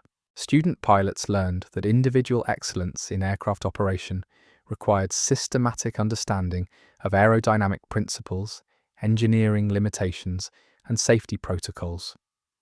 The integration of personal skill with technical knowledge became standard methodology for advancing aviation capabilities. The Korean War provided the first major validation of Wagner's principles applied to jet combat. American pilots flying F-86 Sabres against Soviet-supplied MiG-15 consistently achieved favorable results, despite facing numerical disadvantages in most engagements. The tactical flexibility that had emerged from Wagner's original innovation proved equally effective at supersonic speeds. Captain James Jabara demonstrated this continuity during the first confirmed jet versus jet combat victory in aviation history. Jabara encountered 6 MiG-15s while leading two F-86s on patrol over the Yalu River in May 1951. The numerical disadvantage was identical to situations Wagner had faced, but the technological context was completely different. Jet aircraft required new approaches to implementing established tactical principles. Jabara's response showed how Wagner's methods had evolved through advancing technology. Instead of sequential individual attacks, Jabara used superior radar and communication systems to coordinate simultaneous engagements from multiple vectors. Each F-86 pilot operated individually within a framework that maximized their collective effectiveness against superior numbers. The engagement lasted 8 minutes and resulted in 3 confirmed MiG kills for no American losses. More importantly, it proved that the fundamental integration of individual excellence with systematic coordination remained decisive across technological generations. The principles Wagner had established continued producing tactical advantages regardless of specific equipment capabilities or combat environments. Colonel George Davis extended this validation throughout his Korean War tour, achieving 14 confirmed victories while consistently facing superior numbers of enemy aircraft. Davis credited his success to tactical flexibility based on Wagner's example. The ability to transition seamlessly between individual and coordinated approaches based on immediate combat requirements had become instinctive for American pilots. The Vietnam conflict tested Wagner's legacy under different constraints, where rules of engagement limited when and how American pilots could engage enemy aircraft. Political restrictions required tactical adaptations that emphasized individual decision-making within systematic limitations. The flexibility Wagner had demonstrated became essential for operating effectively under constraints that conventional tactical doctrine couldn't accommodate. Major Robin Olds exemplified this adaptation during his command of the 8th Tactical Fighter Wing. Olds developed engagement tactics that maximized pilot initiative within the constraints of restrictive rules of engagement. His approach drew directly from Wagner's example of achieving tactical objectives through methods that conventional doctrine hadn't anticipated or addressed. The Bolo operation in January 1967 represented the culmination of tactical evolution that traced its origins to Wagner's December 1941. Innovation Olds planned a deception operation that used individual pilot creativity within a coordinated framework to achieve strategic surprise against North Vietnamese MiG-21 fighters. The psychological warfare aspects reflected Wagner's understanding that disrupting enemy expectations could prove as effective as superior firepower. Operation Bolo's success validated Wagner's core insight about compound effects created by integrating individual excellence with systematic coordination. 7 MiG-21s destroyed without American losses, but the strategic impact exceeded the tactical results. North Vietnamese pilots became reluctant to engage American formations, recognizing that they faced unpredictable tactical sophistication they couldn't counter effectively. Modern air combat continues demonstrating the enduring relevance of Wagner's fundamental approach to tactical problem-solving. Stealth aircraft, precision-guided munitions, and network-centric warfare represent technological advances that enhance individual pilot effectiveness within systematic operational frameworks. Contemporary fighter aircraft are designed specifically to maximize pilot decision-making capabilities while maintaining seamless integration with larger tactical systems. Combat operations over Iraq and Afghanistan have shown that individual excellence remains decisive in contemporary conflicts, characterized by asymmetric threats and unconventional opponents. Single aircraft engaging multiple targets, pilots adapting to unexpected situations, tactical flexibility, overcoming numerical or technological disadvantages. The specific methods continue evolving with advancing technology, but the underlying principles Wagner established remain central to air combat effectiveness. The F-22 Raptor and F-35 Lightning II incorporate design philosophies that trace directly to Wagner's tactical legacy. These aircraft maximize pilot situational awareness and decision-making capability while maintaining full integration with coordinated strike packages and defensive networks.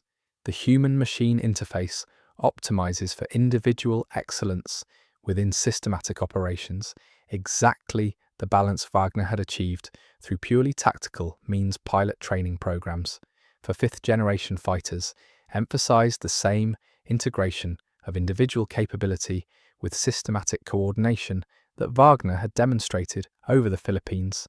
Student pilots learn to operate independently when tactical situations require individual action, while maintaining seamless coordination when systematic approaches prove more effective. The flexibility to transition between approaches based on combat requirements has become fundamental to modern air combat training. The educational implications of Wagner's achievement extend throughout contemporary military professional development. War colleges worldwide teaches engagement as an example of how individual initiative can transform strategic situations when applied within systematic frameworks. The lesson emphasizes that individual capability and organized coordination aren't competing approaches, but complementary capabilities that produce compound effects when properly integrated. Leadership development programs across all military services use Wagner's example to illustrate optimal balance between encouraging individual excellence and maintaining organizational effectiveness. His post-war career demonstrated that the same principles making his combat tactics successful could enhance leadership at every organizational level, from squadron command through strategic planning positions. Officers who served under Wagner throughout his career consistently noted his ability to create environments where subordinates felt empowered to innovate while remaining committed to collective objectives. He developed training methodologies that emphasized tactical flexibility and personal decision-making within coordinated operational frameworks. The approaches he used to integrate individual excellence with systematic discipline became models for military leadership development. Wagner's influence on institutional military education culminated in his final assignment commanding the Air War College, where he established curricula that continue shaping military thinking about individual capability and organizational effectiveness relationships. The programs he developed have graduated thousands of officers who carry his principles into leadership positions across all military services.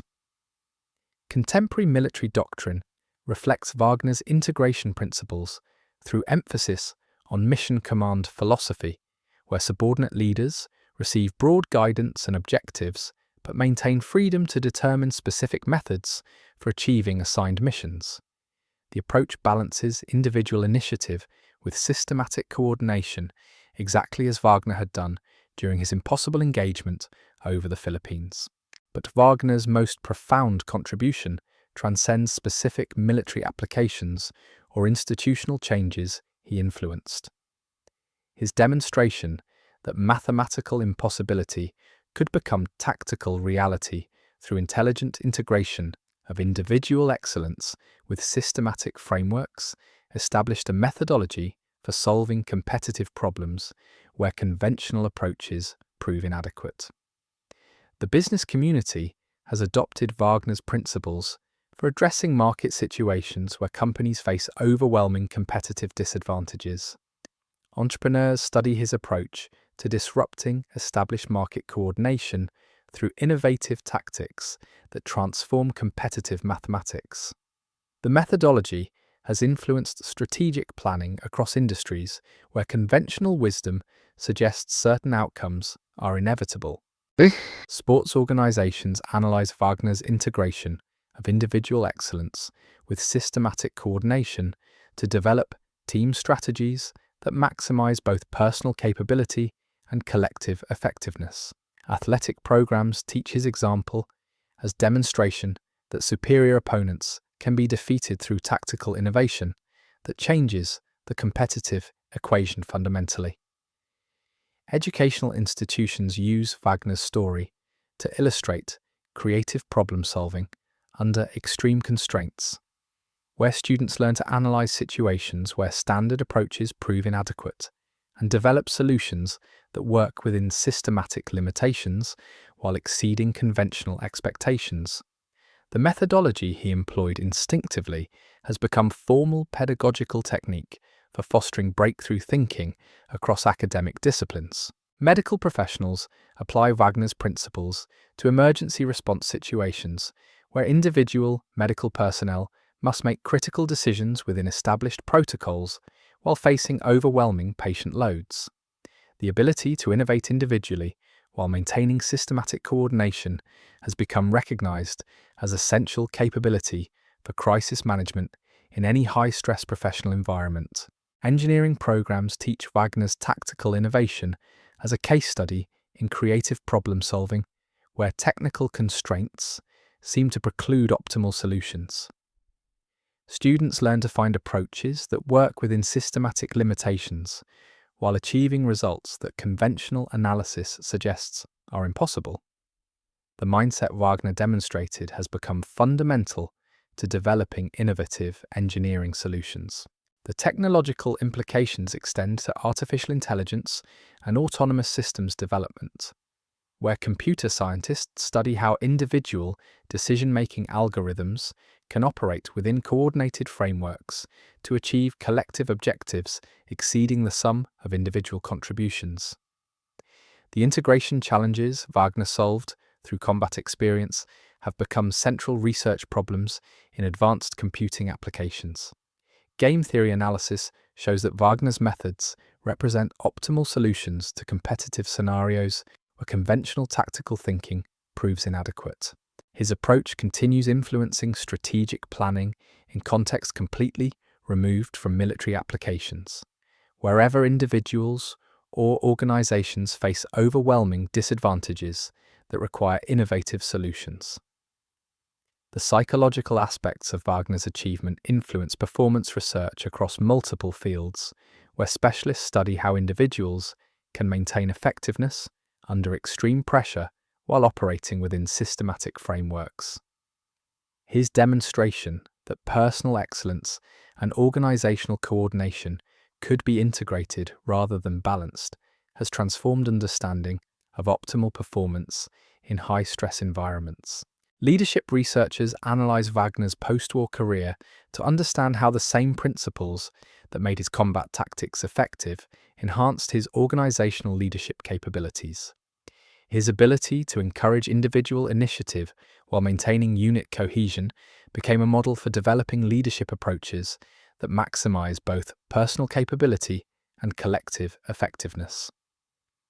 The mathematical transformation Wagner achieved on December 20th, 1941, continues influencing how competitive challenges are analyzed and addressed across every field where conventional approaches prove inadequate to overcome systematic disadvantages. His demonstration that individual excellence and systematic coordination could be integrated to produce compound effects has become fundamental to strategic thinking about achieving impossible results. Wagner's legacy isn't limited to the specific tactics he developed or the institutional changes he influenced. It's the proof that mathematical impossibility could become tactical reality through intelligent application of individual excellence within systematic frameworks. The methodology he discovered through desperate necessity continues expanding through every discipline where exceptional results must be achieved within systematic constraints. The ripple effects of Wagner's 18 minutes over the Philippines extend through contemporary challenges where individuals and organizations face overwhelming odds that conventional wisdom suggests cannot be overcome. His example proves that the integration of individual capability with systematic coordination, applied with intelligence and absolute commitment, can transform any competitive equation where standard approaches fail. The fundamental lesson Wagner demonstrated remains as relevant today as it was when one pilot refused to accept mathematical defeat against impossible odds. Individual excellence and systematic coordination aren't competing philosophies, but complementary capabilities that, when properly integrated, can achieve results far beyond what either approach could produce alone. This integration methodology continues influencing every field where breakthrough performance requires transcending conventional limitations through innovative thinking applied within systematic frameworks. Within systematic frameworks, the mathematical revolution Wagner had unleashed created unexpected challenges for American military planners as the war progressed through 1945. His methods had proven so effective that they generated what strategists called the Wagner paradox. Individual excellence had become systematic doctrine, but systemizing individual excellence threatened to eliminate the very unpredictability that made it effective. How do you teach spontaneous innovation? How do you institutionalize tactical creativity? How do you maintain the element of surprise when everyone knows your methods? Colonel David Schilling encountered this paradox while training replacement pilots at Randolph Field in Texas during the spring of 1945. Schilling commanded the Advanced Fighter Training Program, responsible for preparing pilots for Pacific combat operations. Every student pilot arriving at Randolph had studied Wagner's tactics in primary training. They knew the theory of individual harassment, understood the principles of sequential attacks, could recite the procedures for disrupting enemy formations. But knowing Wagner's methods and applying them effectively were completely different challenges. Student pilots would attempt to replicate Wagner's December engagement during training exercises, following his tactical patterns exactly as described in the official reports. The results were predictably mediocre. Mechanical application of Wagner's specific techniques produced mechanical results that lacked the creative spark that had made the original so devastating. Schilling realized that teaching Wagner's tactics as fixed procedures missed the fundamental point entirely. Wagner hadn't succeeded because he followed predetermined methods. He had succeeded because he adapted continuously to changing circumstances, improvising solutions that his opponents couldn't anticipate. The essence of his approach wasn't the specific techniques he used, but the mindset that generated those techniques under pressure. Training programs began emphasizing tactical thinking rather than tactical procedures. Student pilots learned to analyze combat situations and develop unique solutions rather than memorizing predetermined responses. The educational approach focused on fostering the creative problem-solving ability that had enabled Wagner's original innovation rather than replicating his specific methods. Captain Robert Hoover demonstrated this evolved training philosophy during advanced combat exercises over the Gulf of Mexico in June 1945. Hoover was leading 4 student pilots in a mock engagement against 8 instructors flying as enemy aircraft. The numerical disadvantage was identical to Wagner's situation, but Hoover's response showed how the tactical revolution had progressed beyond its origins. Instead of using Wagner's sequential attack pattern, Hoover developed a completely different approach based on the same underlying principles. He positioned his 4 aircraft in a loose diamond formation, then had each pilot execute individual attacks timed to create maximum confusion among the opposing force.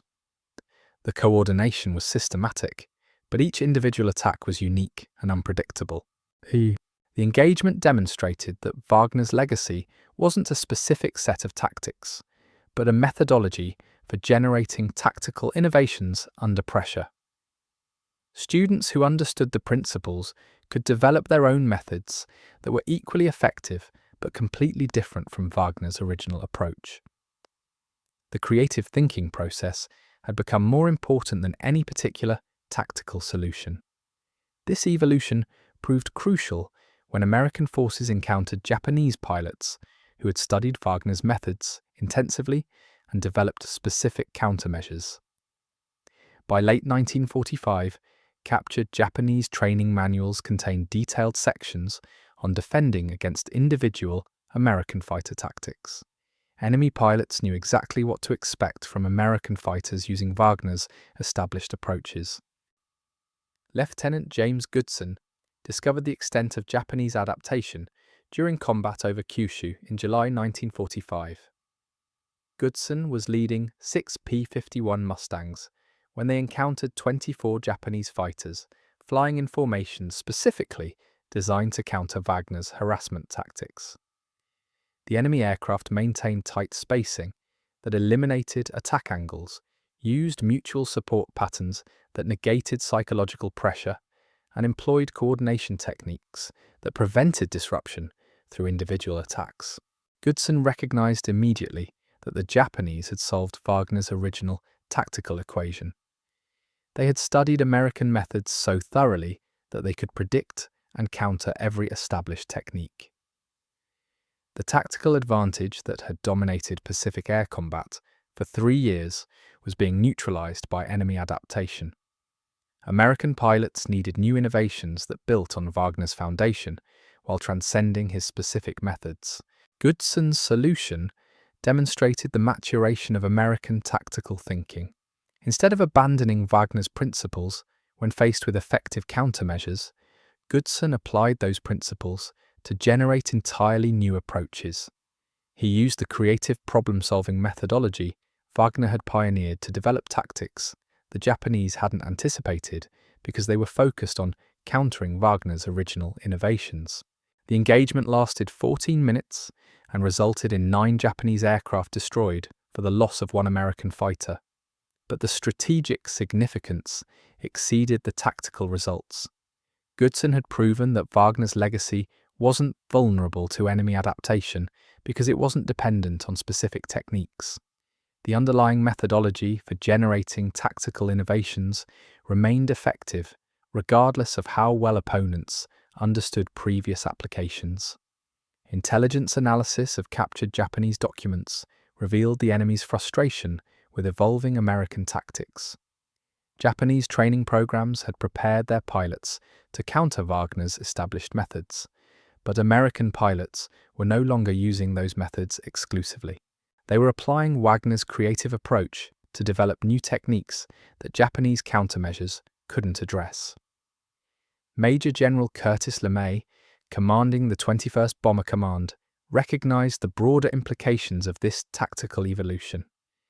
American air forces had developed the ability to innovate faster than enemy forces could adapt. The creative problem-solving capability that Wagner had demonstrated individually had become systematic across entire air commands. LeMay applied this principle to strategic bombing operations over Japan during the final months of the war. Instead of using predictable attack patterns that Japanese defenses could anticipate, bombing formations varied their approaches continuously. Each mission used different altitudes, different routes, different timing. The unpredictability that Wagner had achieved tactically became strategic doctrine for major operations. The results were devastating for Japanese defensive planning. Enemy commanders couldn't predict American attack patterns because those patterns changed continuously based on immediate circumstances rather than predetermined procedures. The tactical flexibility Wagner had pioneered at the individual level had scaled up to influence strategic operations involving hundreds of aircraft, but the most profound impact of Wagner's legacy emerged in the post-war period, when military analysts began studying the broader implications of his tactical revolution. The integration of individual excellence with systematic coordination hadn't just changed how air forces fought. It had demonstrated a methodology for solving competitive problems that conventional approaches couldn't address. Dr. John von Neumann, the mathematician who had helped develop game theory during the war, studied Wagner's tactical innovations as examples of optimal solutions to multi-agent competitive scenarios. Von Neumann's analysis showed that Wagner's methods represented mathematically sound approaches to situations where conventional strategic thinking predicted inevitable defeat. The mathematical framework von Neumann developed based on Wagner's tactics, influenced strategic planning far beyond military applications. Business leaders began studying Wagner's approach to overcoming competitive disadvantages through innovative tactics that disrupted established market coordination. The methodology proved applicable to any competitive situation where numerical or resource disadvantages required creative solutions. Corporate strategists analyzing Wagner's methods identified key principles that translated directly to business competition. Disrupting competitor coordination through unpredictable actions, using psychological pressure to force defensive reactions, maintaining tactical flexibility that prevented opponents from developing effective countermeasures. The approach worked equally well in boardrooms and cockpits. Harvard Business School incorporated Wagner's tactical innovations into their strategic management curriculum by 1950.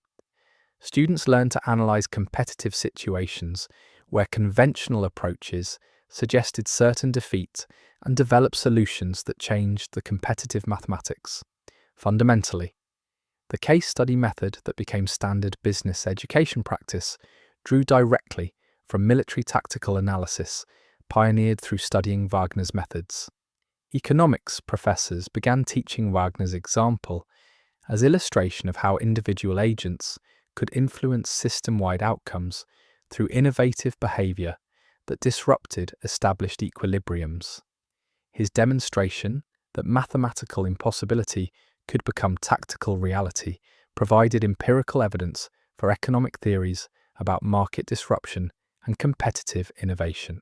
Political scientists studied Wagner's tactics as examples of how smaller political entities could challenge larger opponents through asymmetric strategies that negated resource advantages.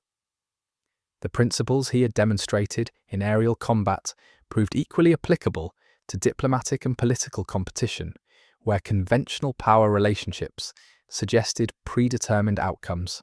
Educational researchers incorporated Wagner's problem-solving methodology into curricula designed to foster creative thinking under pressure.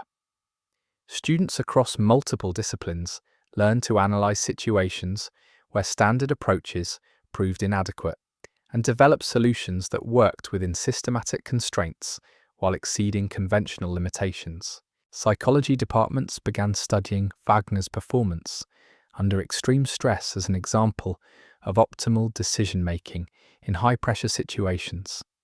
His ability to maintain tactical creativity while operating within life-or-death constraints provided insights into human performance capabilities that challenged existing theories about stress and cognitive function. Sports organizations analyzed Wagner's integration of individual excellence with systematic coordination to develop training programs that maximized both personal capability and team effectiveness. Athletic coaches learned to encourage individual creativity within coordinated team strategies, balancing personal initiative with collective objectives. The medical community applied Wagner's principles to emergency response procedures, where individual medical personnel must make critical decisions within established protocols while facing overwhelming patient loads. His demonstration that individual innovation could enhance rather than disrupt systematic coordination became fundamental to crisis management. Training engineering schools taught Wagner's tactical innovation as a case study in creative problem solving, where technical constraints appeared to preclude optimal solutions. Students learned to find approaches that worked within systematic limitations while achieving results that conventional analysis suggested were impossible. Computer scientists developing early artificial intelligence systems studied Wagner's decision-making processes to understand how individual algorithms could operate within coordinated frameworks while maintaining the flexibility to adapt to unexpected situations. The integration challenges he had solved instinctively became central research problems in autonomous systems development. Military academies worldwide incorporated Wagner's December engagement into their core curricula, teaching it as the definitive example of how individual initiative could transform strategic situations when applied within systematic frameworks. The lesson emphasized that personal excellence and organizational coordination weren't competing approaches, but complementary capabilities that produced compound effects when properly integrated. The United States Air Force Academy, established in 1954, built its entire tactical education program around principles derived from Wagner's innovations. Cadets learned that air power effectiveness depended on balancing individual pilot capability with coordinated operations, exactly the integration Wagner had achieved through desperate improvisation over the Philippines. International military exchanges spread Wagner's influence throughout Allied air forces during the Cold War period. NATO training programs incorporated his tactical methodology into standardized procedures for fighter pilot education. The creative problem-solving approach he had pioneered became fundamental to Western military doctrine across multiple services and nations. Soviet military analysts studied Wagner's methods extensively, recognizing that American tactical superiority stemmed from systematic development of individual excellence within coordinated frameworks. Red Air Force training programs attempted to replicate American approaches, but struggled to balance individual initiative with the centralized control that characterized Soviet military culture. The technological implications of Wagner's legacy continued influencing aircraft design throughout the jet age and into the space program. Engineers developing the X-15 research aircraft studied his combat reports to understand how human operators could maintain effectiveness while pushing technological systems beyond their intended limitations. Test pilot programs for experimental aircraft incorporated Wagner's example into their selection and training criteria. Candidates needed demonstrated ability to innovate under extreme pressure while operating within systematic safety constraints. The integration of individual capability with systematic procedures became fundamental to advancing aerospace technology. NASA's astronaut selection process drew directly from Wagner's model of individual excellence within systematic coordination. Space missions required crew members who could respond creatively to unexpected situations while maintaining precise adherence to established procedures. The balance Wagner had achieved became essential for human spaceflight operations. Commercial aviation adopted Wagner's principles for developing pilot training programs that emphasized decision-making flexibility within systematic safety frameworks. Airlines recognized that optimal flight safety required pilots who could innovate when circumstances demanded while maintaining strict adherence to established procedures under normal conditions. The Federal Aviation Administration incorporated Wagner's tactical methodology into pilot certification standards, requiring demonstrated ability to handle emergency situations through creative problem-solving while operating within regulatory constraints. His example proved that individual excellence and systematic compliance could be integrated rather than balanced. Air traffic control systems designed during the 1960s reflected Wagner's influence on human-machine interface development.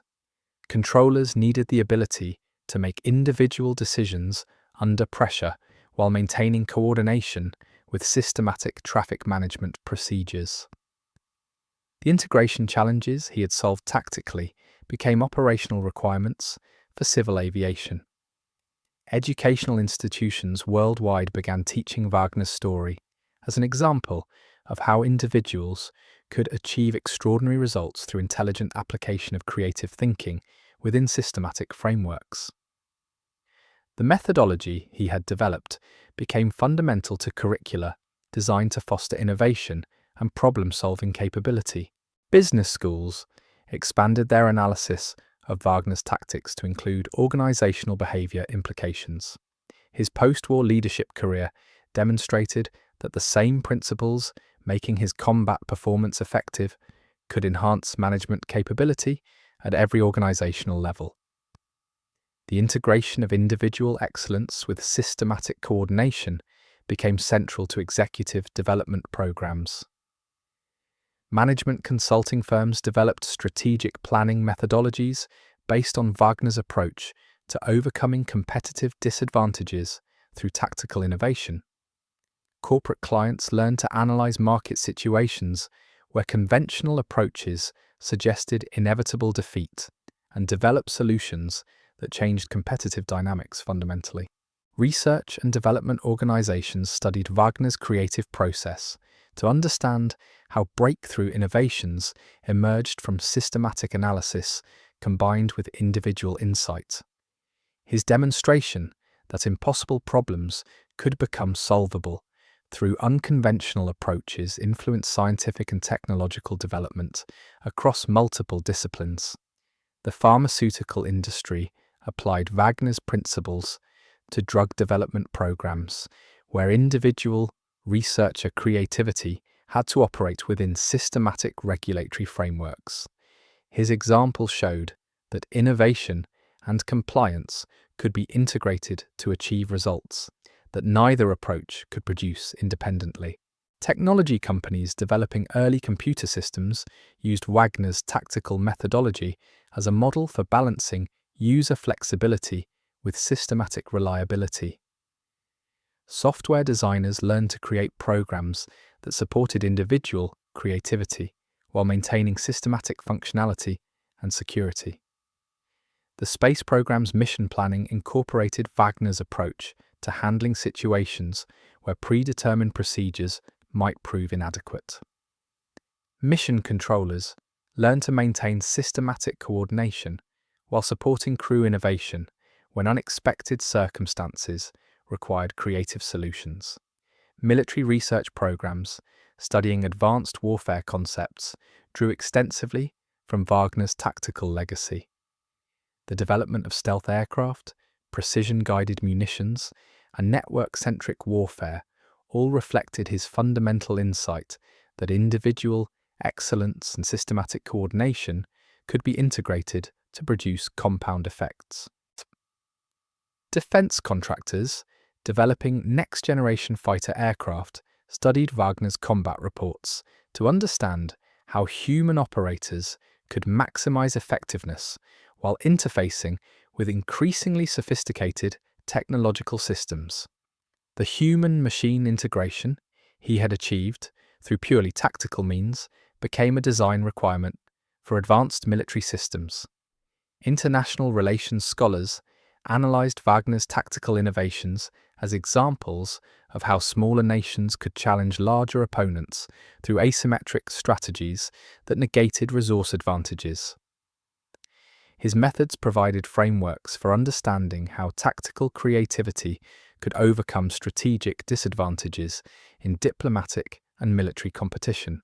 Think tanks studying national security strategy incorporated Wagner's principles into their analysis of how American forces could maintain competitive advantages despite facing numerically superior opponents. His demonstration that tactical innovation could overcome mathematical disadvantages became central to defense planning during the Cold War. The influence of Wagner's tactical revolution extended through every aspect of competitive human activity, where individuals or organizations faced overwhelming odds that conventional wisdom suggested could not be overcome. His 18 minutes over the Philippines had proven that mathematical impossibility could become tactical reality through intelligent integration of individual excellence with systematic coordination. This integration methodology continued expanding through contemporary challenges, where exceptional results must be achieved within systematic constraints. Wagner's legacy wasn't just the specific tactics he developed or the strategic victories those tactics enabled. It was the proof that conventional limitations could be transcended through creative application of individual capability within organized frameworks. The fundamental lesson Wagner demonstrated on December 20th, 1941, remains as relevant today as it was when one pilot refused to accept mathematical defeat against impossible odds. Individual excellence and systematic coordination aren't competing philosophies, but complementary capabilities that, when properly integrated, can achieve results far beyond what either approach could produce alone. Or what either approach could produce alone. The ripple effects of Wagner's tactical revolution reached their ultimate validation during the closing months of World War II, when American military leaders faced a sobering realization. The individual excellence that had transformed Pacific air combat was producing strategic effects that exceeded all mathematical projections. Single pilots weren't just winning impossible engagements anymore. They were influencing entire theatres of operation through methods that conventional military analysis couldn't quantify or predict. General Henry Arnold, commanding the Army Air Forces, received intelligence reports in August 1945 that would have seemed like fantasy fiction. 18 months earlier, Japanese military communications intercepted by American codebreakers revealed enemy strategic planning sessions, where entire operational concepts were being abandoned because of individual American pilot capabilities, not squadrons or wings or air forces.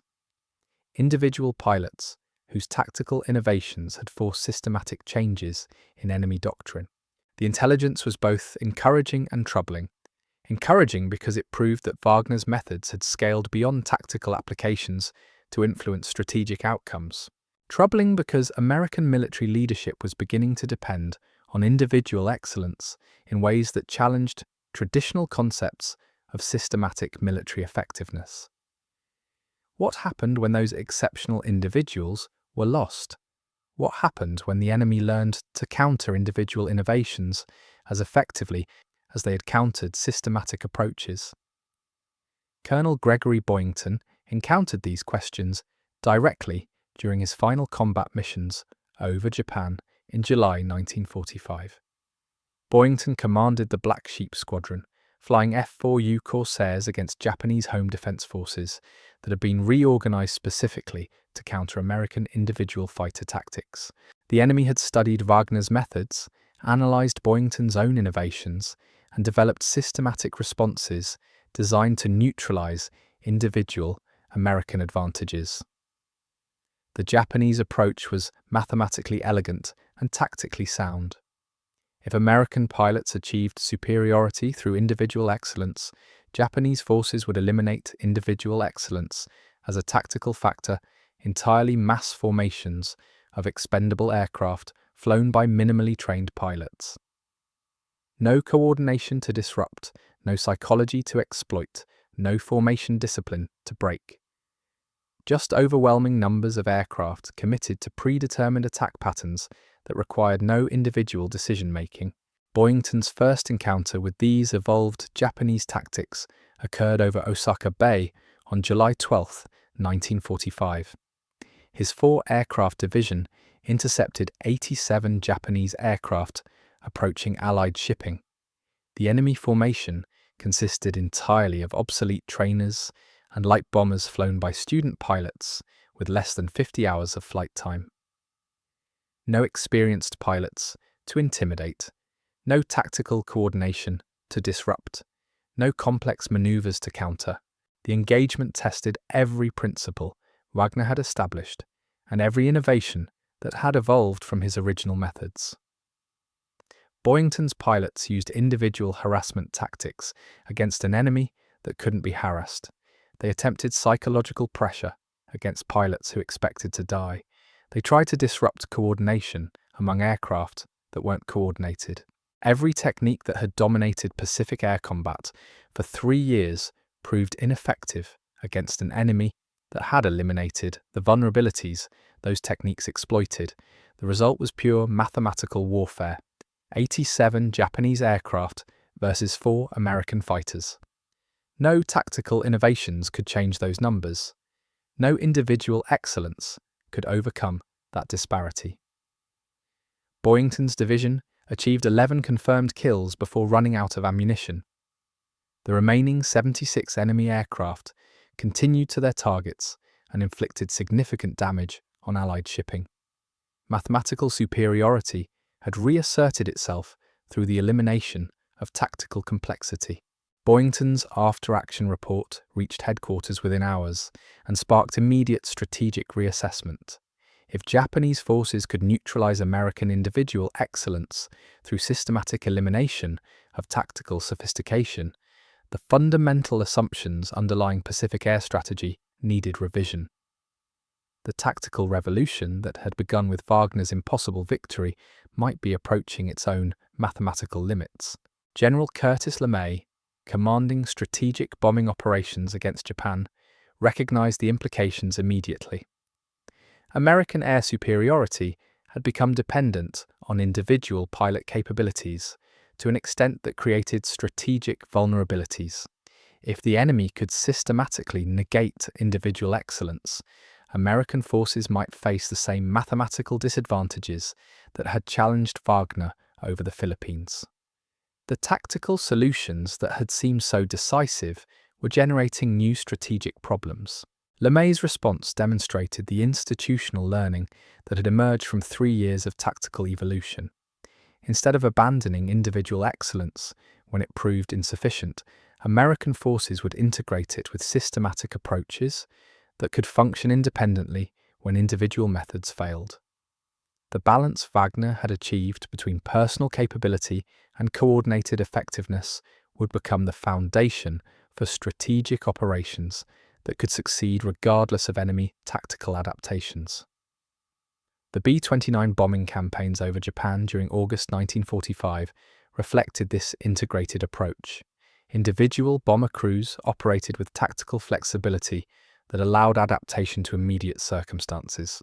But the overall strategic coordination functioned systematically to achieve objectives even when individual innovations proved unsuccessful. The compound effects Wagner had demonstrated at the tactical level had become strategic doctrine for major operations. The atomic bombings of Hiroshima and Nagasaki represented the ultimate expression of this integration. Individual bomber crews making tactical decisions within systematic strategic frameworks. Personal excellence in aircraft operation combined with coordinated logistical support that enabled mission success. The balance between individual capability and systematic effectiveness that Wagner had pioneered was applied to weapons that ended the war before tactical limitations could compromise strategic objectives. Japan's surrender on August 15, 1945, concluded the Pacific War before the full implications of evolving tactical dynamics could be tested in prolonged combat. But the strategic lessons were clear. Individual excellence had transformed American military effectiveness, but it couldn't replace systematic coordination. The optimal approach integrated both capabilities to achieve compound effects that neither could produce independently. Post-war analysis revealed the mathematical transformation Wagner's tactical revolution had created. American air forces had evolved from systematic coordination that suppressed individual initiative to systematic coordination that enhanced individual initiative. The integration had produced effectiveness levels that exceeded the sum of individual and systematic contributions. Compound effects that changed competitive equations fundamentally. 2 military historians studying the Pacific Air Campaign identified Wagner's December engagement as the pivotal moment when American tactical thinking shifted from mechanical application of predetermined procedures to creative integration of individual capability with systematic coordination. The change had influenced every aspect of military operations, from individual combat encounters through strategic planning for major campaigns. Dr. Bernard Brodie, analyzing air power effectiveness for the Erand Corporation, calculated that American air forces had achieved combat results during 1944 and 1945 that were statistically impossible based on equipment capabilities and numerical strengths alone. The performance advantages had emerged from tactical innovations that multiplied individual effectiveness within systematic frameworks. Wagner's methods had created measurable improvements in combat capability that persisted across technological changes and operational contexts. The implications extended beyond military applications to influence competitive strategy development across multiple disciplines. Business leaders studying Wagner's tactical innovations recognized that his approach to overcoming disadvantages through individual excellence within systematic coordination could be applied to market competition, where conventional approaches suggested inevitable defeat. Corporate strategists began developing methodologies based on Wagner's principles for challenging established competitors through tactical innovations that disrupted market coordination while building systematic capabilities that could sustain competitive advantages over time. The integration of individual creativity with organizational effectiveness became fundamental to strategic planning in industries facing rapid technological change. Educational institutions incorporated Wagner's problem-solving methodology into curricula designed to develop creative thinking capabilities within systematic knowledge frameworks. Students learned to analyze complex problems that conventional approaches couldn't solve and develop innovative solutions that worked within established constraints while transcending conventional limitations. Research organizations studying breakthrough innovation patterns identified Wagner's tactical methodology as an example of how individual creativity could generate systematic advances when properly integrated with established knowledge bases. His demonstration that impossible problems could become solvable through unconventional approaches influenced scientific and technological development across disciplines where systematic knowledge had to be combined with individual insight to achieve breakthrough results.